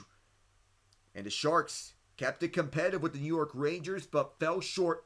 A 3-2 victory for the Rangers. It was all second period goals for the NYR. Because Zibanejad, Jimmy Vesey, and Vinny Trocheck. 3 goals in a span of 4 minutes and 40 seconds. The Sharks' goals from Timothy Liljegren is first as a Shark, and Fabian Zetterlund on the man advantage. But that latter goal was with 27 seconds to go in regulation. The Blues are up 3-2 on the Sabres. So we're figuring out what kind of team are the Blues and what kind of teams are the Blues and Sabres. First period is Brandon Saad, answered back by Zach Benson and Ryan McLeod. 2 goals in a span of 4 minutes and 2 seconds. Pavel Buchnevich tied it in the second period. The 5:25 mark, Brett Saad got the lead back for St. Louis with 2:45 to go. The Dallas Stars up 5-1 on the Boston Bruins. And an offensive scoring machine for Dallas on full display. Matt Duchene opened it. Yevgeny Dadonov on the penalty shot made it 2-0. Charlie Coyle cut the deficit to 1 for the Bruins at the end of the first period with 2:12 to go. But it was all Dallas in that second period. 3 goals in a span of 5 minutes and 34 seconds. Logan Stankoven, Oscar Bach, and Dadonov again. They're at the second intermission right now. So are the Wild and Canadians. They're at the second intermission. So that game is a 1-0 lead for Minnesota. That coming in the form of Matt Boldy for Marcus Johansson and Kirill Kaprizov, who has his 20th assist of the season. He's been on a tear to begin this season for Minnesota, and one of his finest campaigns yet. The Nashville Predators up 1-0 on the Edmonton Oilers at the end of the first period, though it may be a matter of time until the Oilers break out. The long goal from Michael McCarron. Roman Josi set it up. Leon Draisaitl loves playing against Nashville throughout his career. This may be one of his brightest spots to shine through. Other games that we have to see yet. Just in a moment, at 10 p.m. Eastern, the New York Islanders and the Vancouver Canucks. At Rogers Arena, the Chicago Blackhawks and the Seattle Kraken at Climate Pledge Arena. So those are games that will be coming up next. So the Commanders getting the second half kickoff to begin. We'll be back in just a moment. Washington leads 7-3 when we return for half number 2. I am Alec Nava. Stay tuned.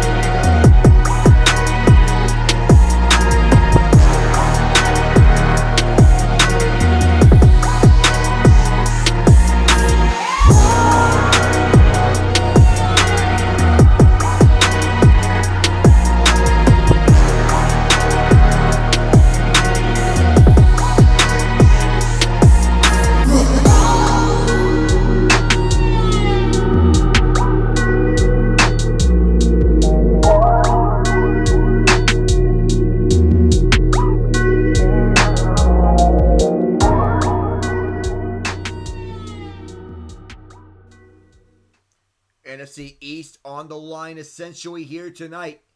Commanders 7-3, Eagles 7-2. It's the first of 2 meetings, and a big road victory can do wonders for the Commanders. Brian Robinson Jr. is the first Washington player since 2008 with 7 touchdowns in his first 8 games of a season.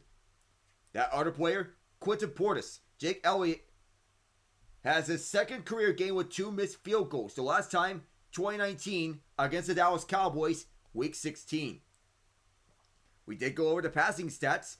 Daniels has 8 rushing yards. Hurts 23. Twice they have been sacked each. And the defenses are going at it in a defensive war of attrition. Hurts is on an elliptical for the moment. Or a cycle right now. Or a hybrid elliptical cycle as he is monitoring himself after the injury they suffered. He has a little jacket on him. It is an elliptical. We see it, or rather a hybrid. Daniels will lead the Eagles, or the Commanders I meant. I was confusing that with Jalen Hurts. Jaden Daniels will lead the Commanders on this drive as Eckler returns this back to the 30. He's down there. He lost the football! Eckler lost the football! Philadelphia thinks they have it, and a fight is going to break out. They have to separate Percy Butler from Sidney Brown.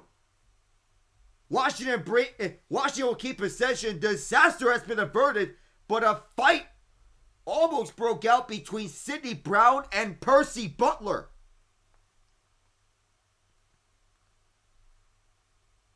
And able to pick it up was Michael Walker, part of the special teams unit, former Atlanta Falcon. Both Butler and Brown were going at it almost through haymakers. First play is a shotgun set for Washington as Robinson motions to the left of Daniels. He'll get the rock. Robinson up for the middle. Nice blocking scheme up for the middle. Gets about 8, maybe 9 yards. It all depends on the spot that the officials will put them at. But Nick Sirianni, interviewed by Kaylee Harting, that Hurts is being evaluated for a possible concussion. It's the second game of the season without a touchdown in the first half. Week 3 against the Saints was the other one. They didn't score a touchdown or even any points until the fourth quarter. They won 15-12 in that game. Motion man right, that's Noah Brown. He'll come back to the left. Robinson again. This time he won't even get any breathing room. And getting shot out of a cannon was Jalen Carter. That'll force a loss of 3 and 3rd and 5. It's a tough task to account for him, and a blown assignment by right tackle Andrew Wiley, the former Kansas City Chief. He was pulling over to the inside. Sam Cosmi tried to set up over to the outside right, but Nolan Smith was there. Carter forced the loss of 3. It'll be 3rd and 5. Eagles trying to shoot the gap. Daniels gets it off to the right side. Deflected up. Flag down. Dejon was in the vicinity. Noah Brown pointing towards his side toward the Commanders are driving through. He thinks it's going to be a pass interference against Cooper DeJean.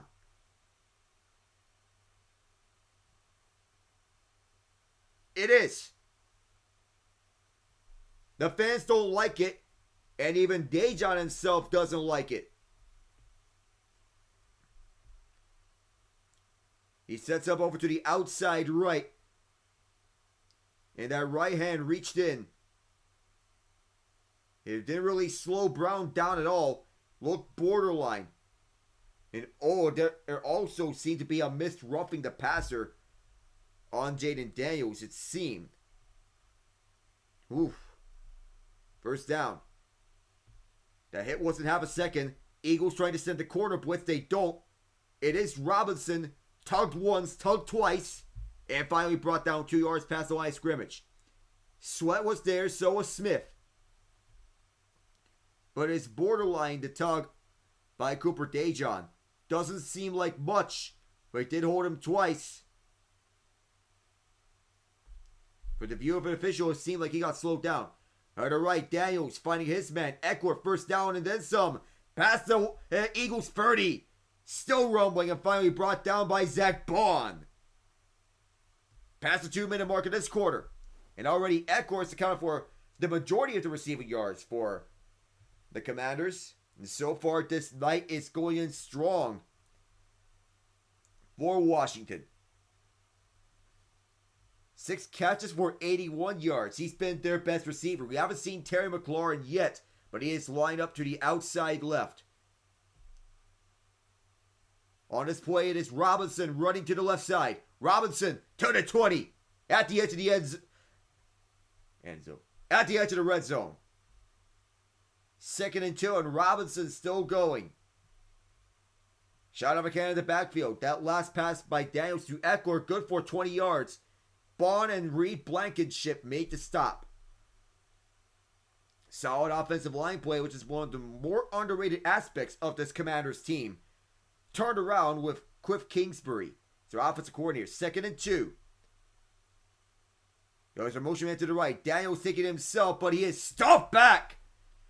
3 guys were on him. Brandon Graham and Milton Williams being 2 of them. Zach Bond there as well. Now forced a 3rd and 5. That push Eckler out. Loss of 2. Williams and Graham were there trying to run a draw play, but Graham and Williams saw it the entire way. 3 Eagles were there. The 3rd one being Bond. 3rd and 4. It's a guy with an Eagles mask on here. From the Eagles 22. Motion around Zacchaeus. Daniels dumps it off. Incomplete. Intended for McLaurin. The first time that Daniels even looked towards his direction. Trying to find him on the drag route. But couldn't connect with him. And near the end of it. It looked to be him on the receiving end. But no can do. Off target. He stopped. He was expecting man coverage. And he got man coverage. 4th and 4. It'll be a field goal attempt for Zane Gonzalez. It'll be a 40-yard attempt for him. Filling in the place of the injured Austin Seibert. Formerly with the Arizona Cardinals and the Carolina Panthers. On its way. It's good. There's a flag down. Delay of game against Washington. Well, we're playing it down. This time will be a 45-yarder. So this will be counted as a practice kick. The flag is down.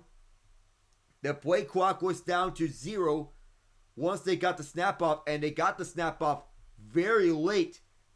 And the play clock ran out. So it'll be a 4th and 9. This will be a 45-yarder. Last week against the Steelers, he made 2 field goals. One from 41 and another from 48. So this penalty might not deter him one bit, if all things else. 45 yards to the left hash. This one on its way. And he didn't need that penalty to make this kick. It's good. 10-3 is the Commanders' lead. Eagles still held without a touchdown. They'll get the ball next. And 3:57 elapsed time.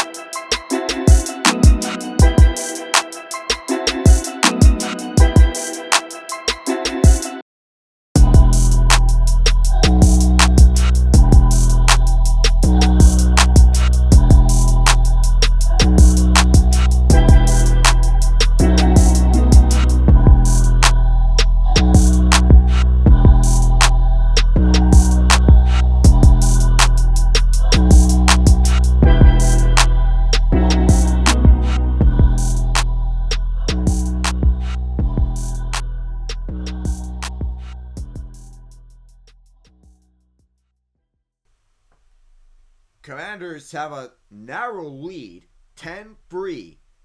And I say narrow because it's a one-score game. Anything can happen in the blink of an eye. But no lead is safe, no matter how large it is. Even leads by a single field goal. Jalen Hurts, evaluated for concussion earlier. He's getting set to go out. He has his helmet on. In any case, the backup is Kenny Pickett, who the Eagles acquired this offseason from the Pittsburgh Steelers with third-round pick. Emergency third quarterback is Tanner McKee, as Gonzalez senses to the left. This will be returnable. Down the left sideline, now cutting up is Gainwell. Gainwell finds a hole to the 35.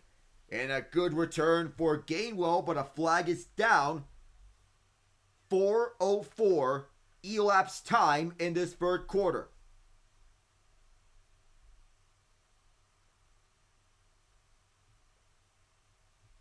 This may be against the receiving team, the Eagles.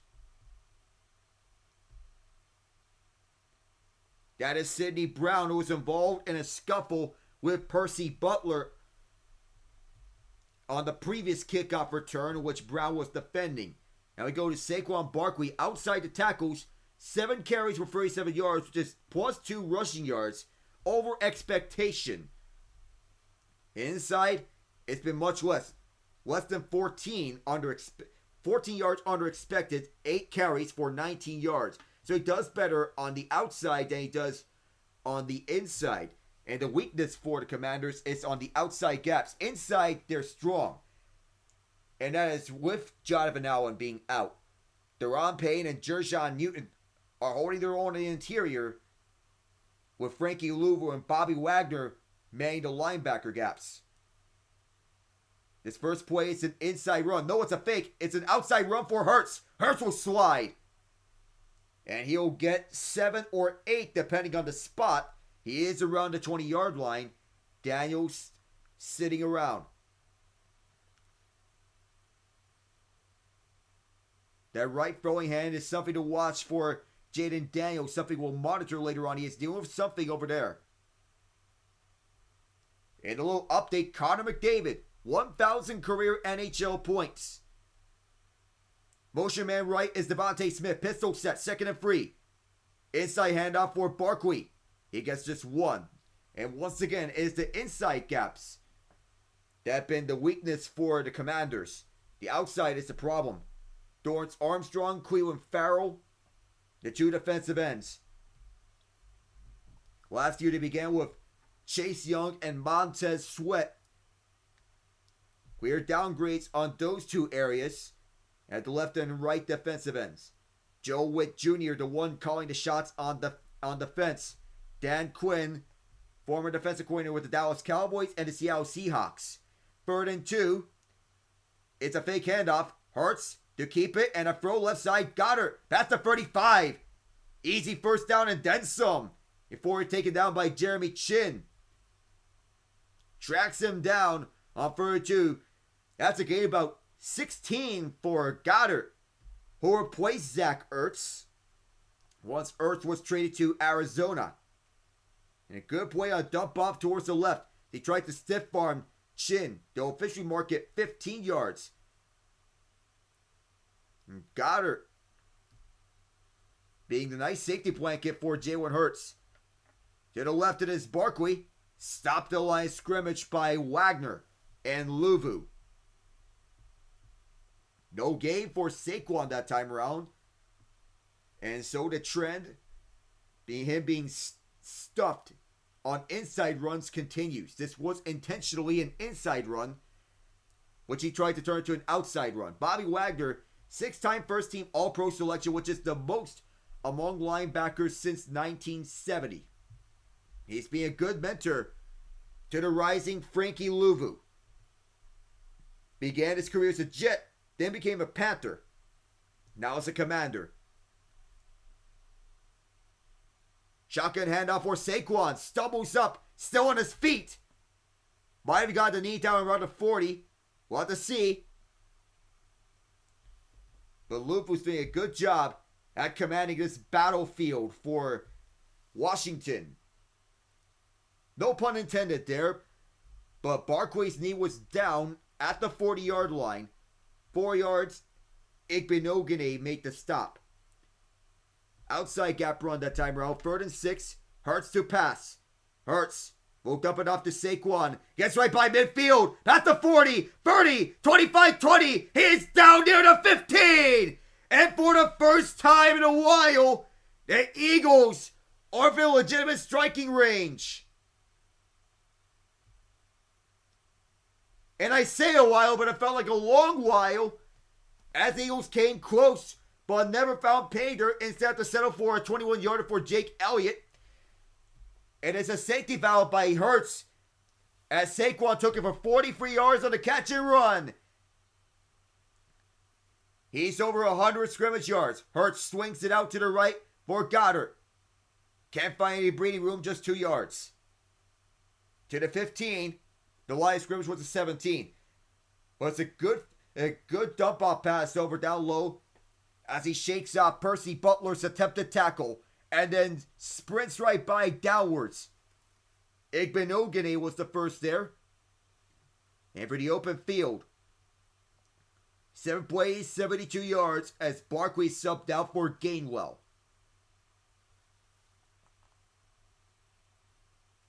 .52 receiving yards. Gainwell stays in. Louvu, the linebacker, controlling things from the outside. Blocked up by Thompson. And Lane Johnson. Hurts scrambles outside. Louvu tried chasing after him. Gets half of a first down. It'll be 3rd and about 4 on the Hurts run outside right. 6:10 to go. 3rd and 6 actually. Gets just 2 yards.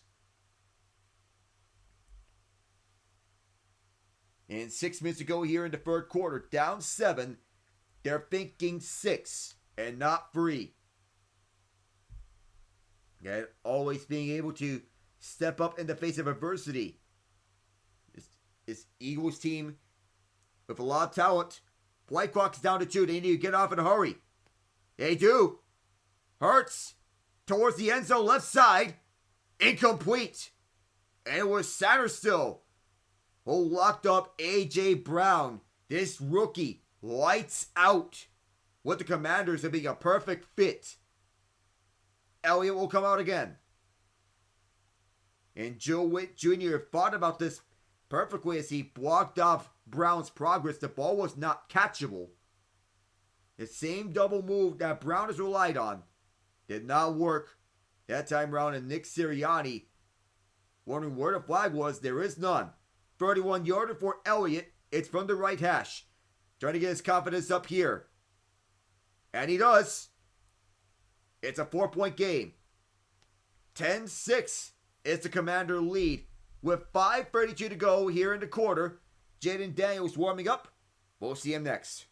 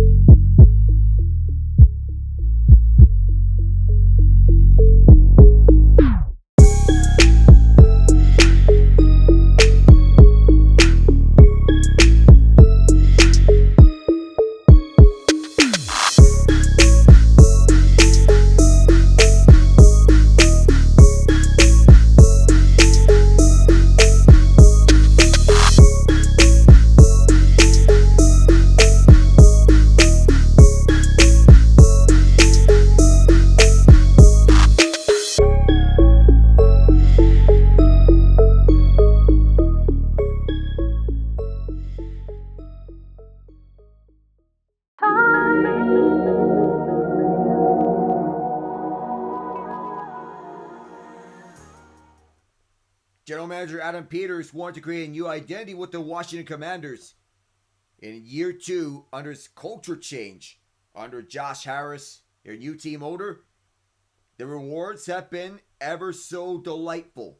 The managing partner of the Commanders as their new owner. He bought it from Dan Snyder for $6 billion. On this kickoff, so be towards the right, not returnable. And a knee taken from Eckler. 5:32 to go in the third. Harris being the primary owner of the Philadelphia 76ers and the New Jersey Devils. As we check in with the Devils, by the way, they did beat the Florida Panthers, as I mentioned earlier. It is 3-3 between St. Louis and Buffalo. The Sabres have a power play to start overtime. Tying goal from Alex Tuck. Ryan McLeod and Bo Byram, the assists. 6-2 Stars over the Bruins in the middle of the third period. Shotgun set, Daniels hands off. It is Robinson. Robinson to the right on the shotgun. 3 yards on this carry.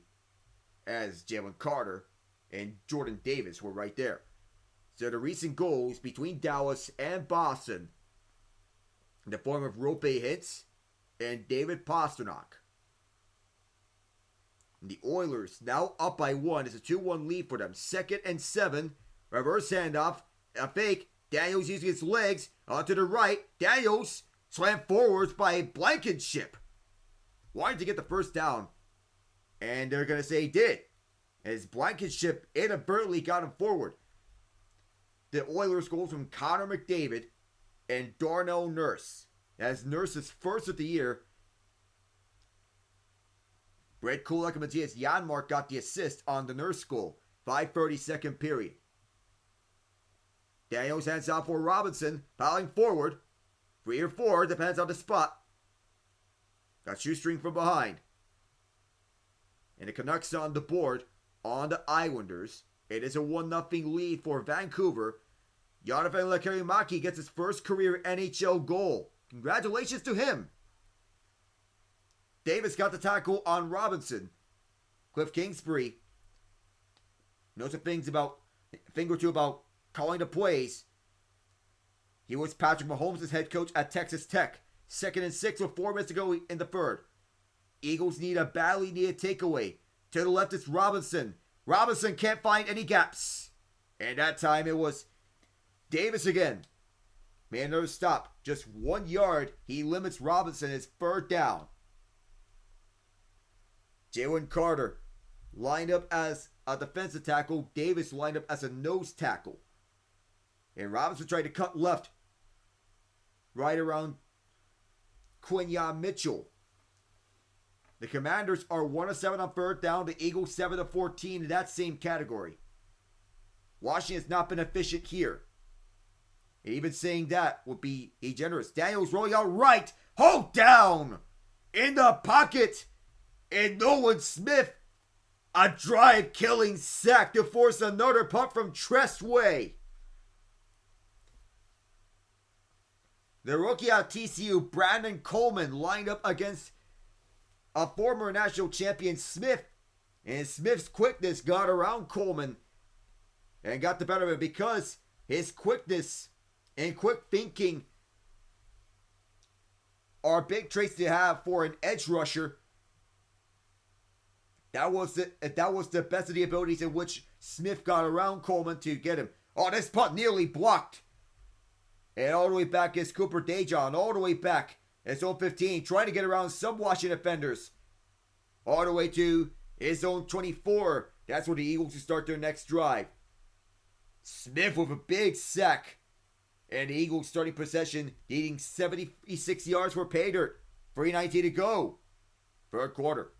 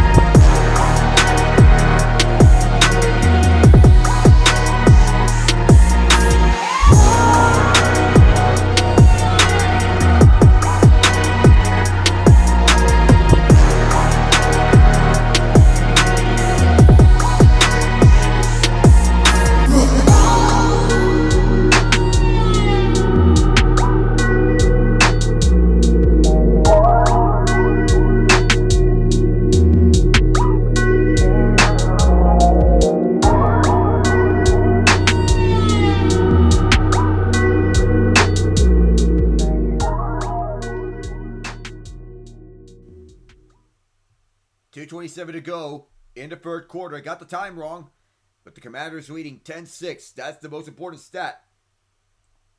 Eagles have the lead in the division. As of right now, each team is 2-0 inside the NFC East. Philadelphia 7-2, Washington 7-3. Dallas Cowboys are 3-6. New York Giants 2-8. Shotgun sound its first play as is Jahan Dotson motioning right. Hand off in the middle for Saquon Barkley, spins around. 9 or 10 on this. Would he give it the first down? Taking it to the 34-yard line, they'll mark him short by half a yard. It's going to be interesting this next play. They're going to go no auto here with 2nd and a quarter of a yard. Not tush push.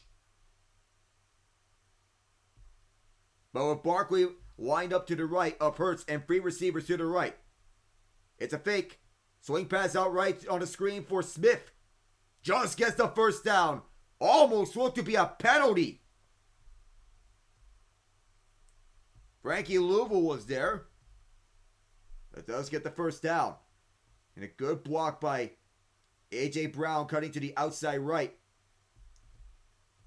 It looked to be a hip drop. It seemed. But not. Might have been a late hit. It's almost looked like. But 1st and 10 with 1:30 to go in the third.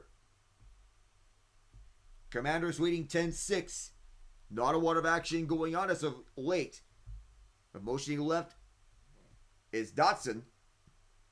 Hurts. Good pocket. Now running out of time as he rolls out to the left side. Fires it. Caught by Brown past midfield. Bobby Wagner there to stop him to prevent any further damage.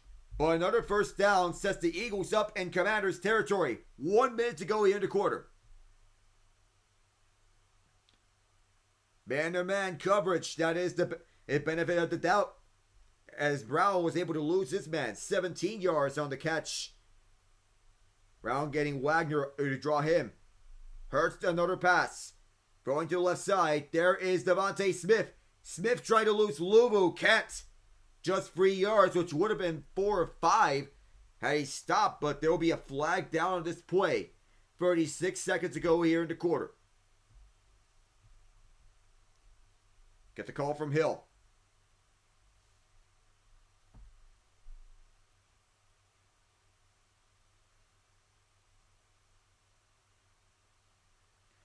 Was this a late hit? It seemed to be a face mask. Maybe. Yeah, it looked like a face mask.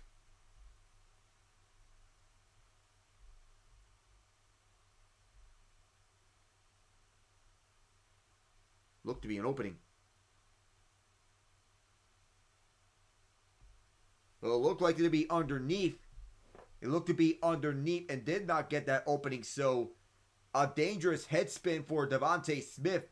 But the face mask was not grabbed. And fans are irate.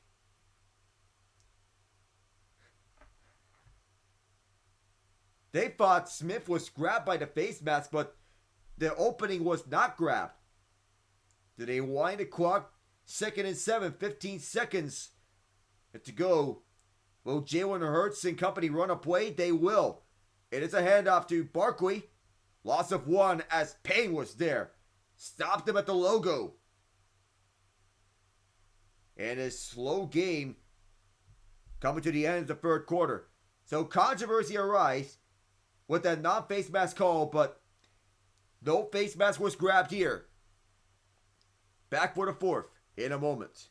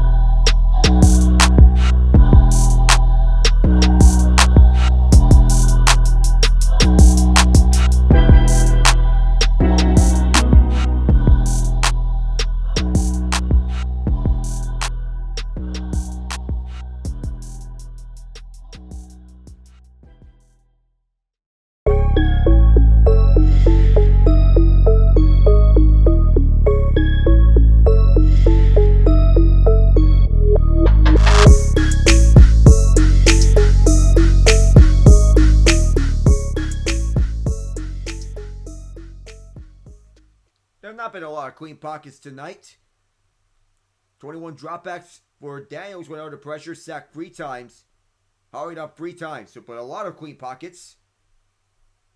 On the other end, Commanders leading 10-6. It'll be a 3rd and 7 for the Eagles. Head right back going the other direction in their midnight green uniforms. They're at the Washington 45.5. Smith was the one motioning left. 5-man rush by the Commanders. Hurts going to the right. Hurts trying to run for the first down. Diving forward. Did he get it? It's a question. He is a little short. And an interesting 4th down call. So a good first down saving tackle from Percy Butler. But did Hurts reach out? I think he extended out. And Nick Sirianni can challenge this. As that foot is elevated. Nothing was down. And Hurts did reach for the line to gain. The officials corrected their mistake. It's a first down. And Percy Butler seemed to make a good save on the tackle. But Hurts reached out full extension. The safety bumper trying to bring him down. Extended, keeping the right foot afloat. The ball in bounds as well. 7 seconds into the quarter. So Philly will have to save their brotherly shove for later. 3 receivers to the left. Shotgun formation. Commanders are calling for a false start. They thought there was one, but no. The reaction, a consensus false start, it seemed. For the middle is Gainwell. Kenneth Gainwell gets a block. First down. At the 25-yard line. 13 yards for Gainwell. Cam Jurgens led the way. Old school trap move from Lane Johnson. They thought there was a little movement, but there was none. 300 total yards for Philadelphia, 464 for Washington. You would think that the Eagles would be leading this one, but they're not. Through the middle it is Gainwell again. Gainwell to the 10. It was actually to, the last one was to the 24. This one's to the 10. That's a gain of 14 yards. 11 yards actually. First down at the 11-yard line. Saquon still on the sidelines. First down marker is at the half-yard line. 1:30 into the quarter. Gainwell is still in. Motioning around. Louisville and Chin to stop last time around. It was 13 yards. Gainwell one more time. Kenneth Gainwell to the 5. Judo flip down. 2nd and 5. As Lane Johnson paved the way up front. 3 straight running plays with Gainwell. And now he'll sub out. Get Saquon in. A.J. Brown is back out. 2nd and 3 actually to mark it. So he ran over to about the 3-yard line. 3 good runs. Now it is Barkley getting this rock this time around. On the next snap, should he get it? He will to the left. Paves a lane. Dives through. Down at the 1. Barkley thought he got it. Landon Dickerson as well. But it'll be a first down. Now a situation where the Eagles used their brotherly shove special. And Cam Jurgens was the one leading up front, but the knee was down shy of the goal line. And a good stop. The elbow down as well. The brotherly shove package is out there. Everybody knows what's coming. The Commanders tried to jump this. And he got it. Touchdown.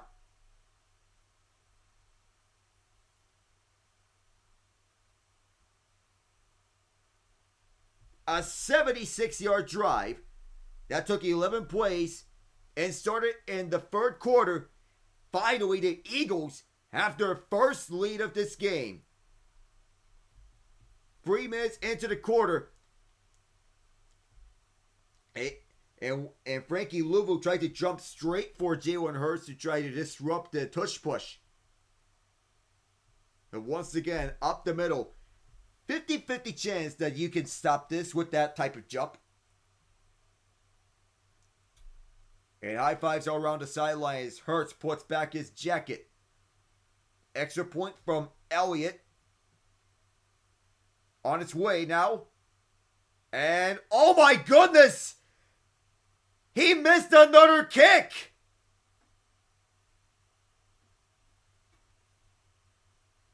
Two missed field goals and now a missed extra point. So instead of 13-10, it is 12-10.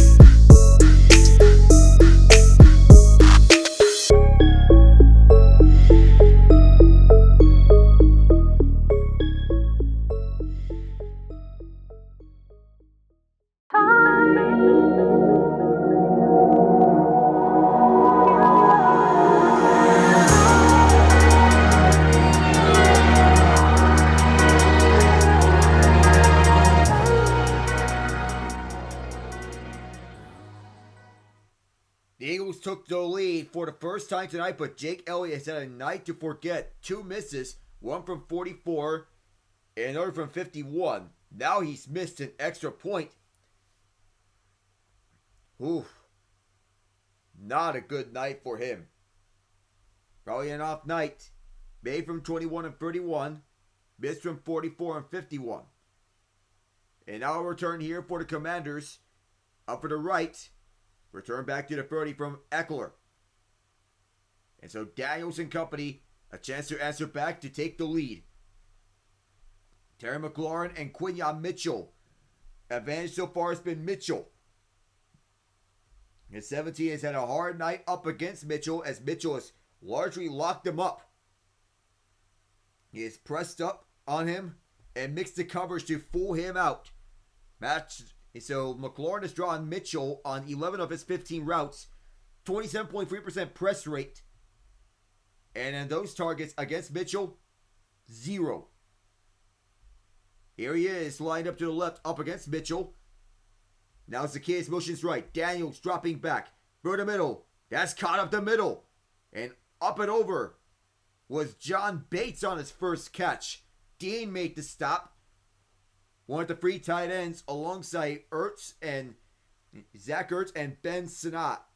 8 yards for Bates. 2nd and 1 here. But it's a long one. It's 1.5 more like. Hand off up the middle. It is Robinson. Sets up a first down there of a rush of 4.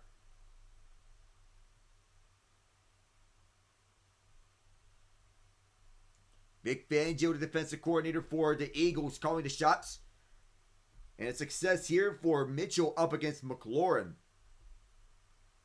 In this one possession games, a tight battle that no team wants to go up against here. 4 minutes in. Play fake, Daniels pressure, dumps out for the right side. Oh my goodness. That was a disaster for John Bates. He stumbled, but it was better that he dropped it rather than catch it, because he would have lost 5 yards there. And even worse, there were two Eagles that were waiting like hungry sharks right on Jaden Daniels. One was Brandon Graham. The other was Josh Sweat. Tried to sidearm it, and Bates had it out of his reach. But instead of 2nd and 15, it's 2nd and 10. Shotgun set. It is Daniels dropping back. Now over the middle. Fire complete. And a first down. Zach Ertz past the Philly 45 right on his former team. Goes to his trusty tight end. And the Kobe Dean was reading the eyes of Jaden Daniels. He was kind of waiting a little too long for Daniels to fire it. Daniels rolls out right. Fires it to the right side. Another completion. Terry McLaurin. Just his second catch tonight. Makes this catch and extends this drive. Methodical drive here for the Commanders. And that time it wasn't Quinyon Mitchell, but rather Cooper DeJohn, who was faster that time for Daniels and finally McLaurin. 5 minutes deep into the fourth. They're past the 35 onto the 34. Play fake, Daniels to the right. This is Bates again. Bates forced out of bounds, not before first down by Bond. So Daniels has found both his tight ends in this drive. Found Ertz once, and now Bates twice. It's almost like the Commanders are going methodical on this drive. Thinking maybe 2nd and 1, depending on where they spot this ball. 2nd in inches, that is. Half a yard. It's a run. Robinson, stopped by Carter. D was there as well. 2 Bulldogs. Both in on Brian Robinson Jr. to force a 3rd and short situation. And Carter, being one of the best defenders in the league, he recognized that lane and forced them back. Both Dean and Carter, both there to make the stop on Robinson. 3rd and 1. Brian Robinson, product of the University of Alabama. So this SEC rivalry runs deep between the two of them. 3rd and 1. A motion to the left of Brandon Coleman. Hand off for Robinson. He is stuffed again. And a 4th down spot. And an interesting situation for Cliff Kingsbury. Brandon Graham with the stop. And there was such rhythm to this drive beforehand. Now it gets stopped with back-to-back run stops for a loss of 1. Graham and Bond make the stop. And now on 4th and 2. They're going for it unless if the plan is to get the Eagles to jump offside, which I think it may be the case. No. Daniels gets away. Jaden Daniels running for his life. Can't get the first down marker. The Eagles with a clutch stop. And you'd wonder about not taking the points that time around for Washington. And it backfired on them. A fake handoff off the middle for Robinson, and the outside run to the right backfired. Blankenship there. Eagles ball next.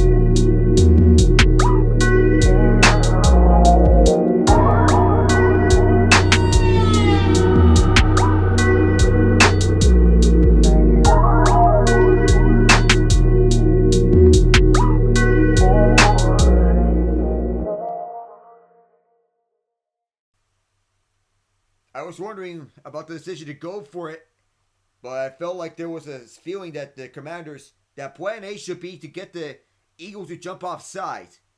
Then, if that fails, take the points. Reed Blankenship was swooping in from his safety position after the failed handoff to Robinson. As Daniels was running towards the right, Blankenship arrived there to make sure that the Eagles would stuff that fourth down attempt. Zach Bond also there, and the Eagles rewarded. They gained their ball back. Up the middle with his Saquon Barkley. He gets 2 yards though. Louvu there. Deron Payne may also have been there. And Barkley has been having himself a night on the ground. 76 yards. Even though it may not be a spectacular night by his standards, for any other running back, it will be a career night. 3 yards officially to gain as Louvu made the stop. 7:17 to go here in the quarter. Motion man right is Aeneas Smith. Play fake. It is Hurts. Hurts to the right side. Wide open. It is Dallas Goedert. He lost the ball and is scooped up by one of his teammates. It was knocked out by Quan Martin, but Grant Calcaterra was there to help him out. And the ball gets away as it was punched out by Martin, but Calcaterra have a heads-up play to scoop it up right where he needed to be. And he says, I got your back, man. And Philadelphia at the Washington 30. That fumble recovery ironically helped them. And it caused an advanced field position. Saquon stuffed. Originally, Goddard had the ball punched out at the Washington 33. Recovered at the 30 by Calcaterra. 12-10, Philly leads. 17-27 with 214 yards is Hurts. A.J. Brown, 4 catches.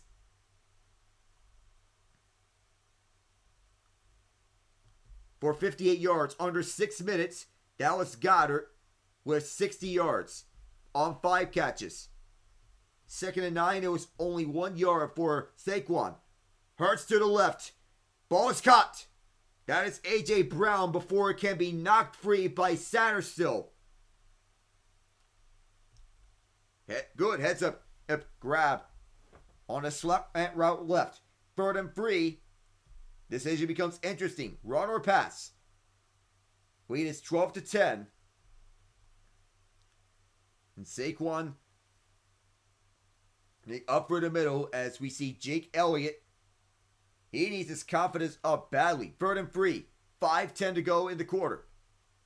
Shotgun set, 3 receivers right, 1 left.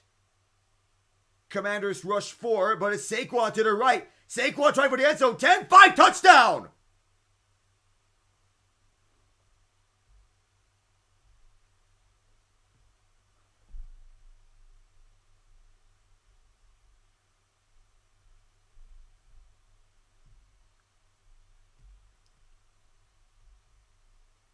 In just 5 plays after the 4th down gamble backfired for Washington, the Eagles took just 2 minutes and 57 seconds to say right back at you.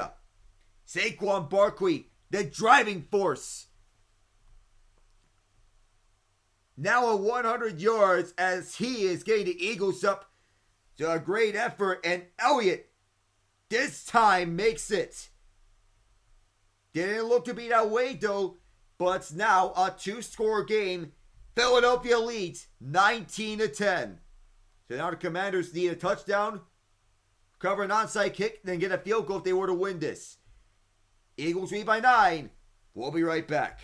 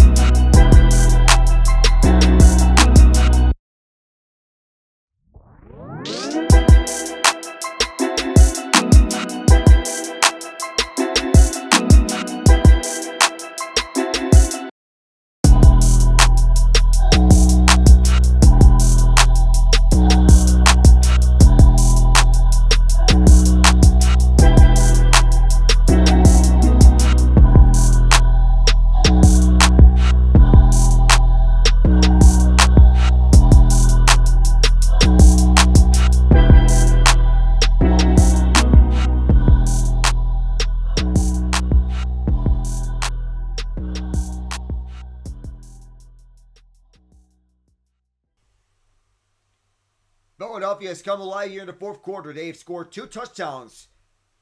Second time this season which they have not scored a touchdown in the first 3 quarters.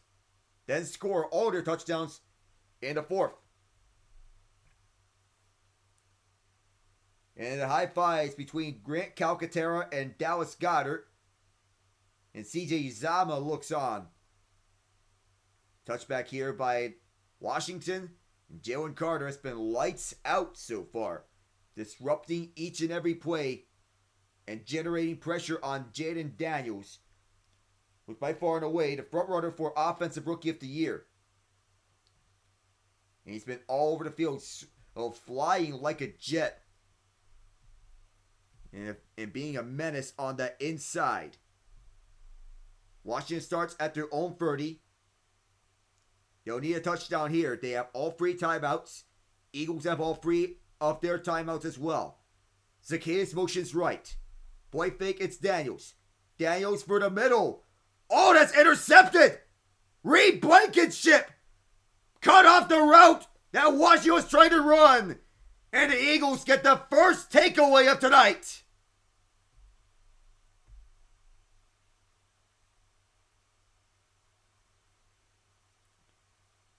And of all things, first play down by 9, throws over the middle intended for Noah Brown.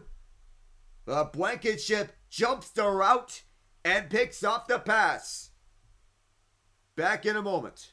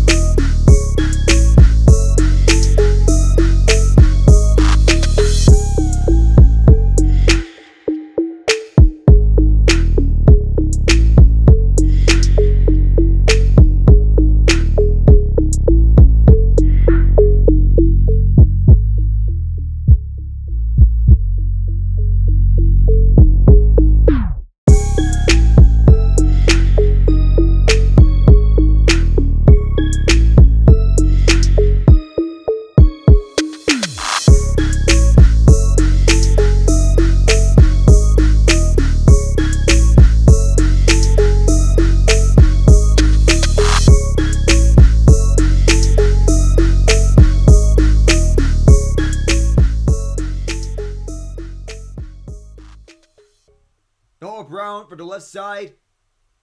Tried to run over to the inside on the in route, then tried to cut back out. It was a deep cut in, go out route for Brown. And Daniels tried to go through, and Blankenship does a good job of jumping that route and to read the play entirely.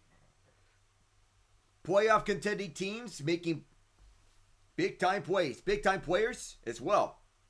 Blankenship and his guys celebrating over the sideline as the Eagles back on the field. They've won 5 of 6 against the Commanders. Barkley taking off, shoestring near the 40-yard line.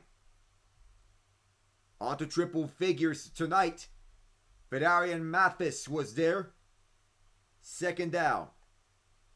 And a timeout called by Washington. 4:44 to go here in the fourth. Fours are crazy. It's just 2 takeaways through 6 games. And now the Eagles back on the interception board. Blankenship had an interception in week 1. at the Sao Paulo game. Bobby King, the inside linebackers coach, communicated with his guys, knowing that they have done excellent thus far as a defensive unit.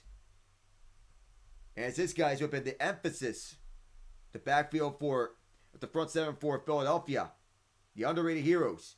To the right, Saquon, first down, take you out for some more. Saquon Barkley's got 2.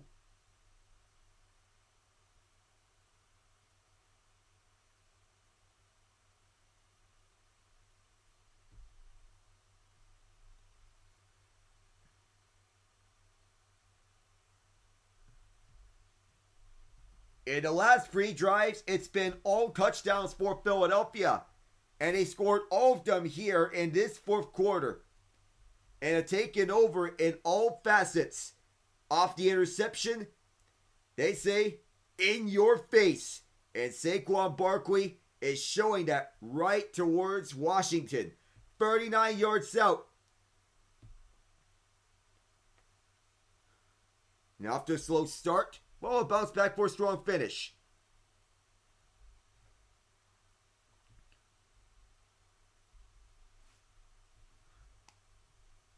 It's just his 4th highest yardage on the ground this season.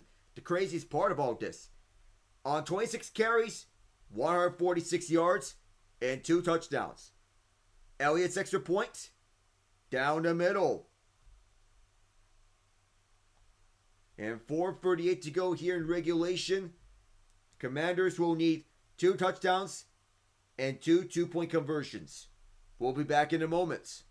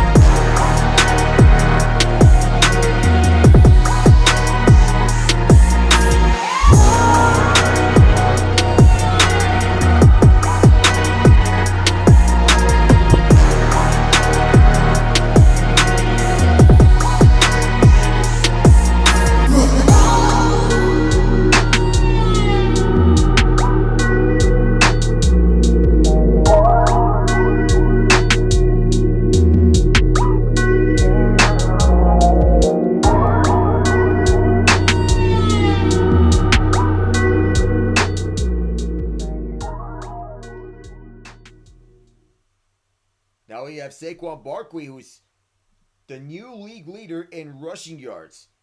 Tonight he has 26 carries for 146 yards and 2 touchdowns. Every touchdown for the Eagles has been a rushing touchdown.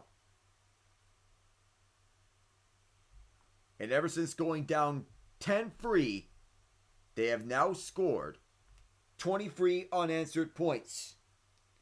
His offensive line has been the key to the Eagles' success and has been on point, setting up blocks up front for either Barkley or Kenneth Gainwell. Rushes to the right and then to the left. have been well placed through well placed holes by Philadelphia. Jeff Stoutland, the Eagles' run game coordinator and the offensive line coach.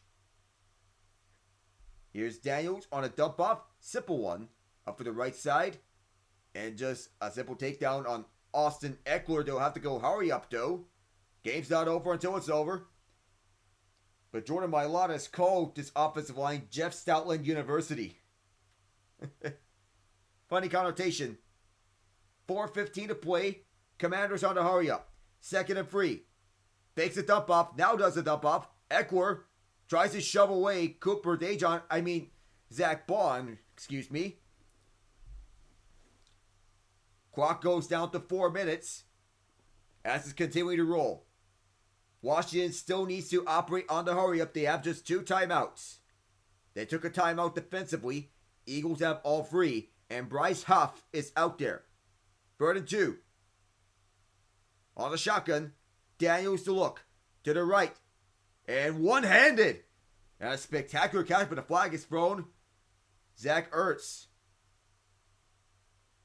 We'll check the flag though.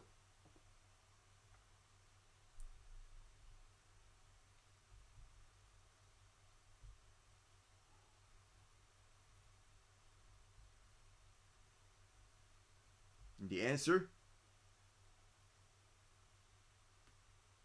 No offensive pass interference. And Dan Quinn wants a word. Gave it that 1 touchdown earlier this game, but it's a first down for Washington. Ertz did run out of bounds.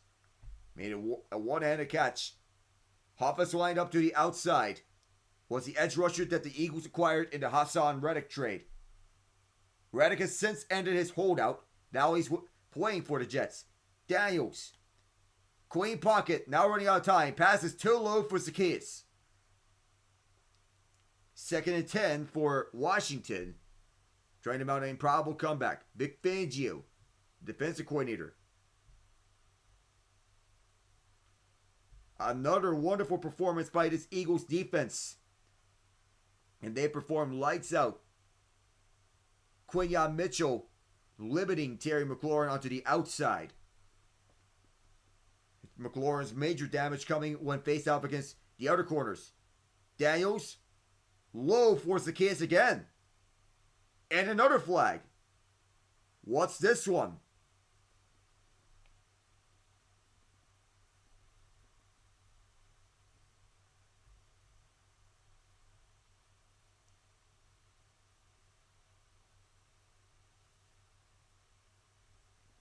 Moro Ojomo is getting called for roughing the passer. And now at 15 yards to the drive, an automatic first down. We'll see where the roughing the passer was.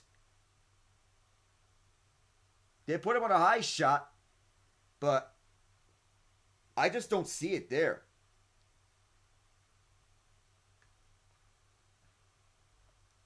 Now on this empty set is Daniels. First down. Daniels running. He'll run out of bounds towards his sideline. So 26-10 is the Eagles' lead. Clock stops at 3:19.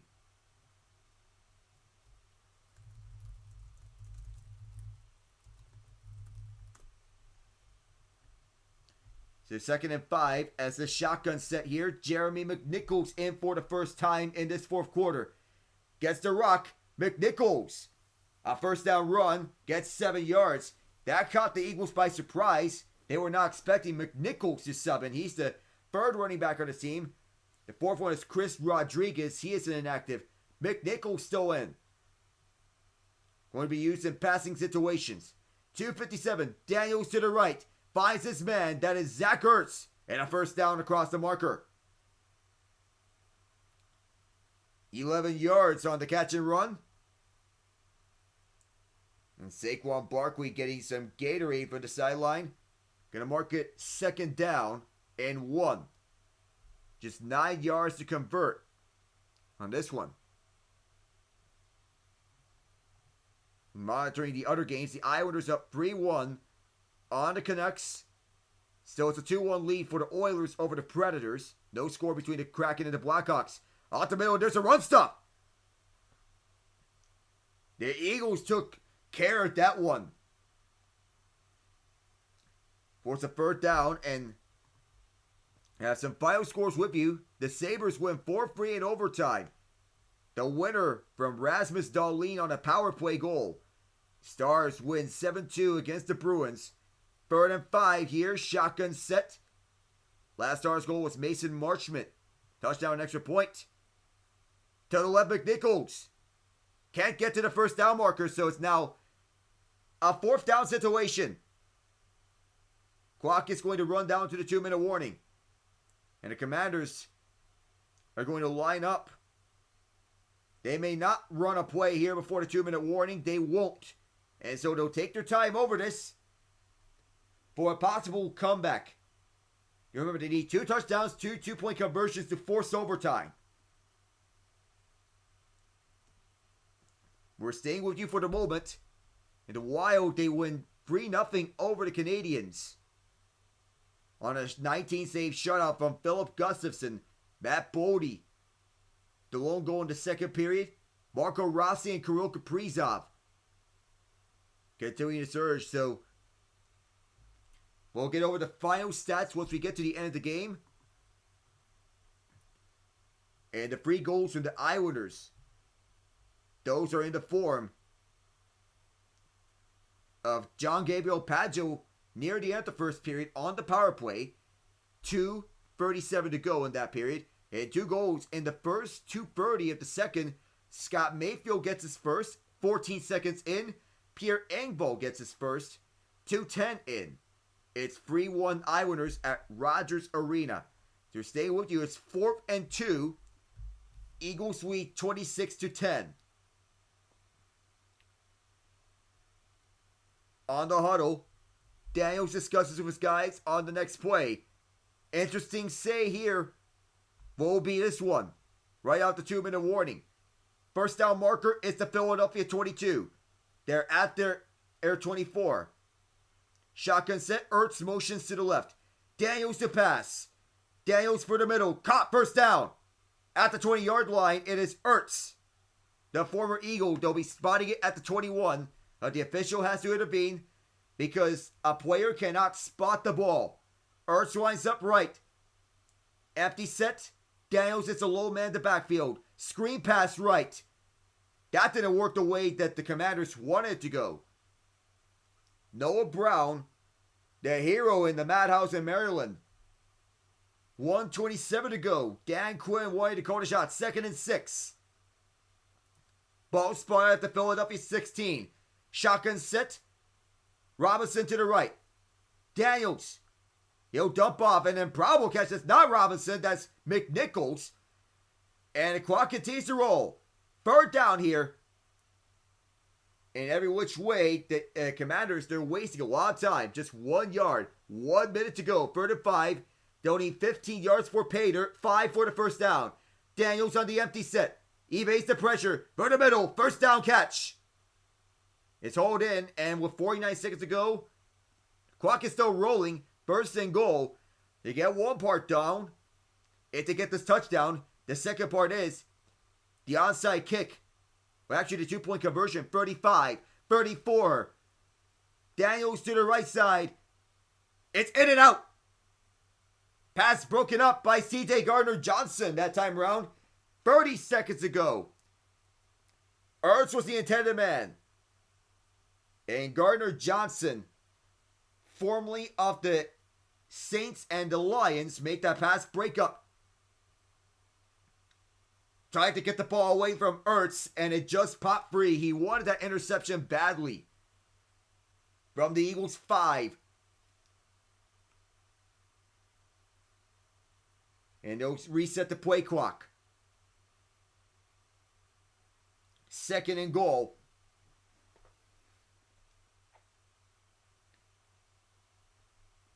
And here's Daniels dropping back for the middle. Caught, touchdown. It is Zach Ertz. They'll need a 2-point conversion in order to get back into this. Not over yet. But if the Eagles don't get this 2-point conversion, they'll very likely drop to 7-4, and the Eagles improve to 8-2. And he'll get their 2-point try here. Dyami Brown lined up left. Luke McCaffrey lined up at the slot. 28 seconds left in regulation.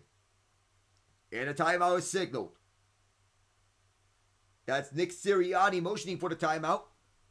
26-16, the lead for Philadelphia. So there goes their streak of 23 unanswered points. They'll need to convert this 2-point try. Convert an onside kick. Then probably another one of those Hail Marys for Daniels.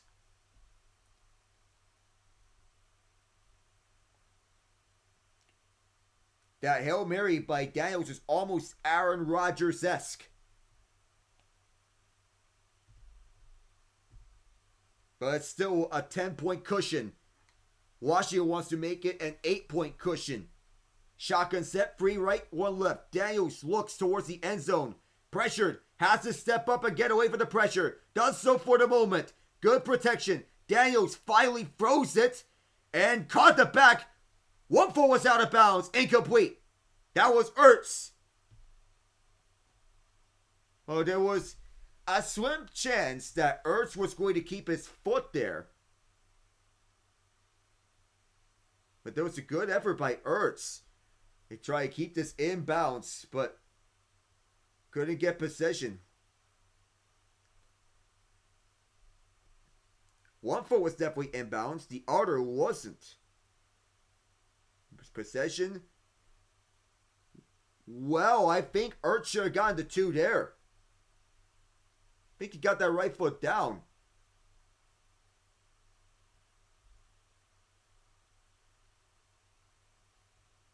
I think that right toe just touches the end zone. Yeah, they're going to review it. And the right call made by Adrian Hill.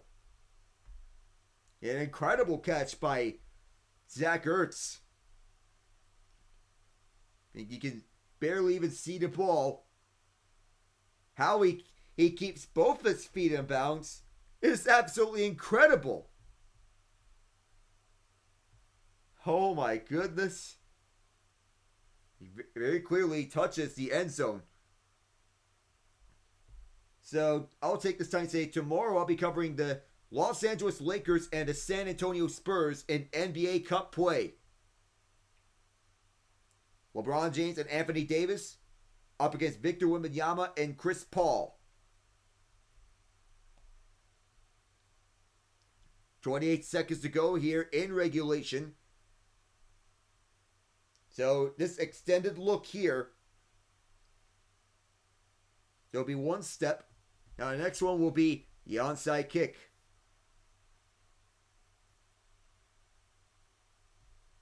Got both feet down.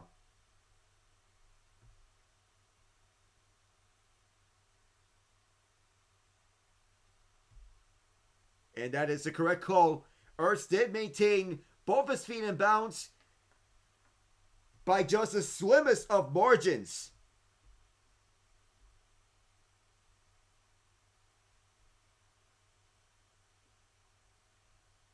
Oh, things get interesting. And now Zane Gonzalez is going to attempt an onside kick. All the Eagles are lined up front. And now another timeout.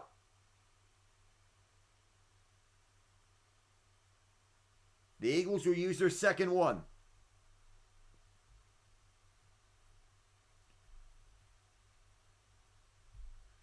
And on Sunday, in the same day I'm covering the Chiefs and the Bills, is the Warren 11th Grey Cup at BC Place, Vancouver. For the 5th straight year, it is the Winnipeg Blue Bombers in the Grey Cup. And for the second time in 3 years, they're set to face off against the Toronto Argonauts, who will be without Chad Kelly, who's dealing with a broken leg. That injury looked gruesome when he suffered in the East Division final against the league-leading Montreal Alouettes. Mountain climb for Toronto. Winnipeg tried to win their 3rd title in 5 years. Toronto tried to win their 2nd in 3. Onside kick lands onto an eagle, and that should do it. Dallas Goedert doing the Terrell Owens pose near the sideline, and that will bring Hurts out to get the final kneel downs.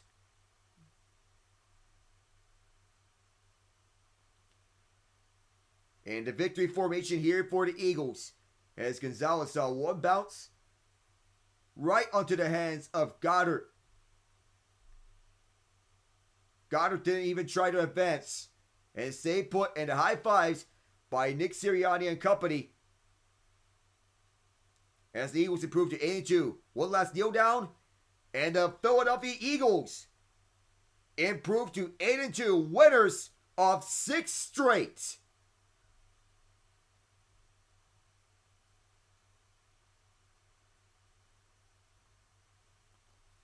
After starting 2-2, the Eagles, faced with adversity at their backs, they get one more equation solved.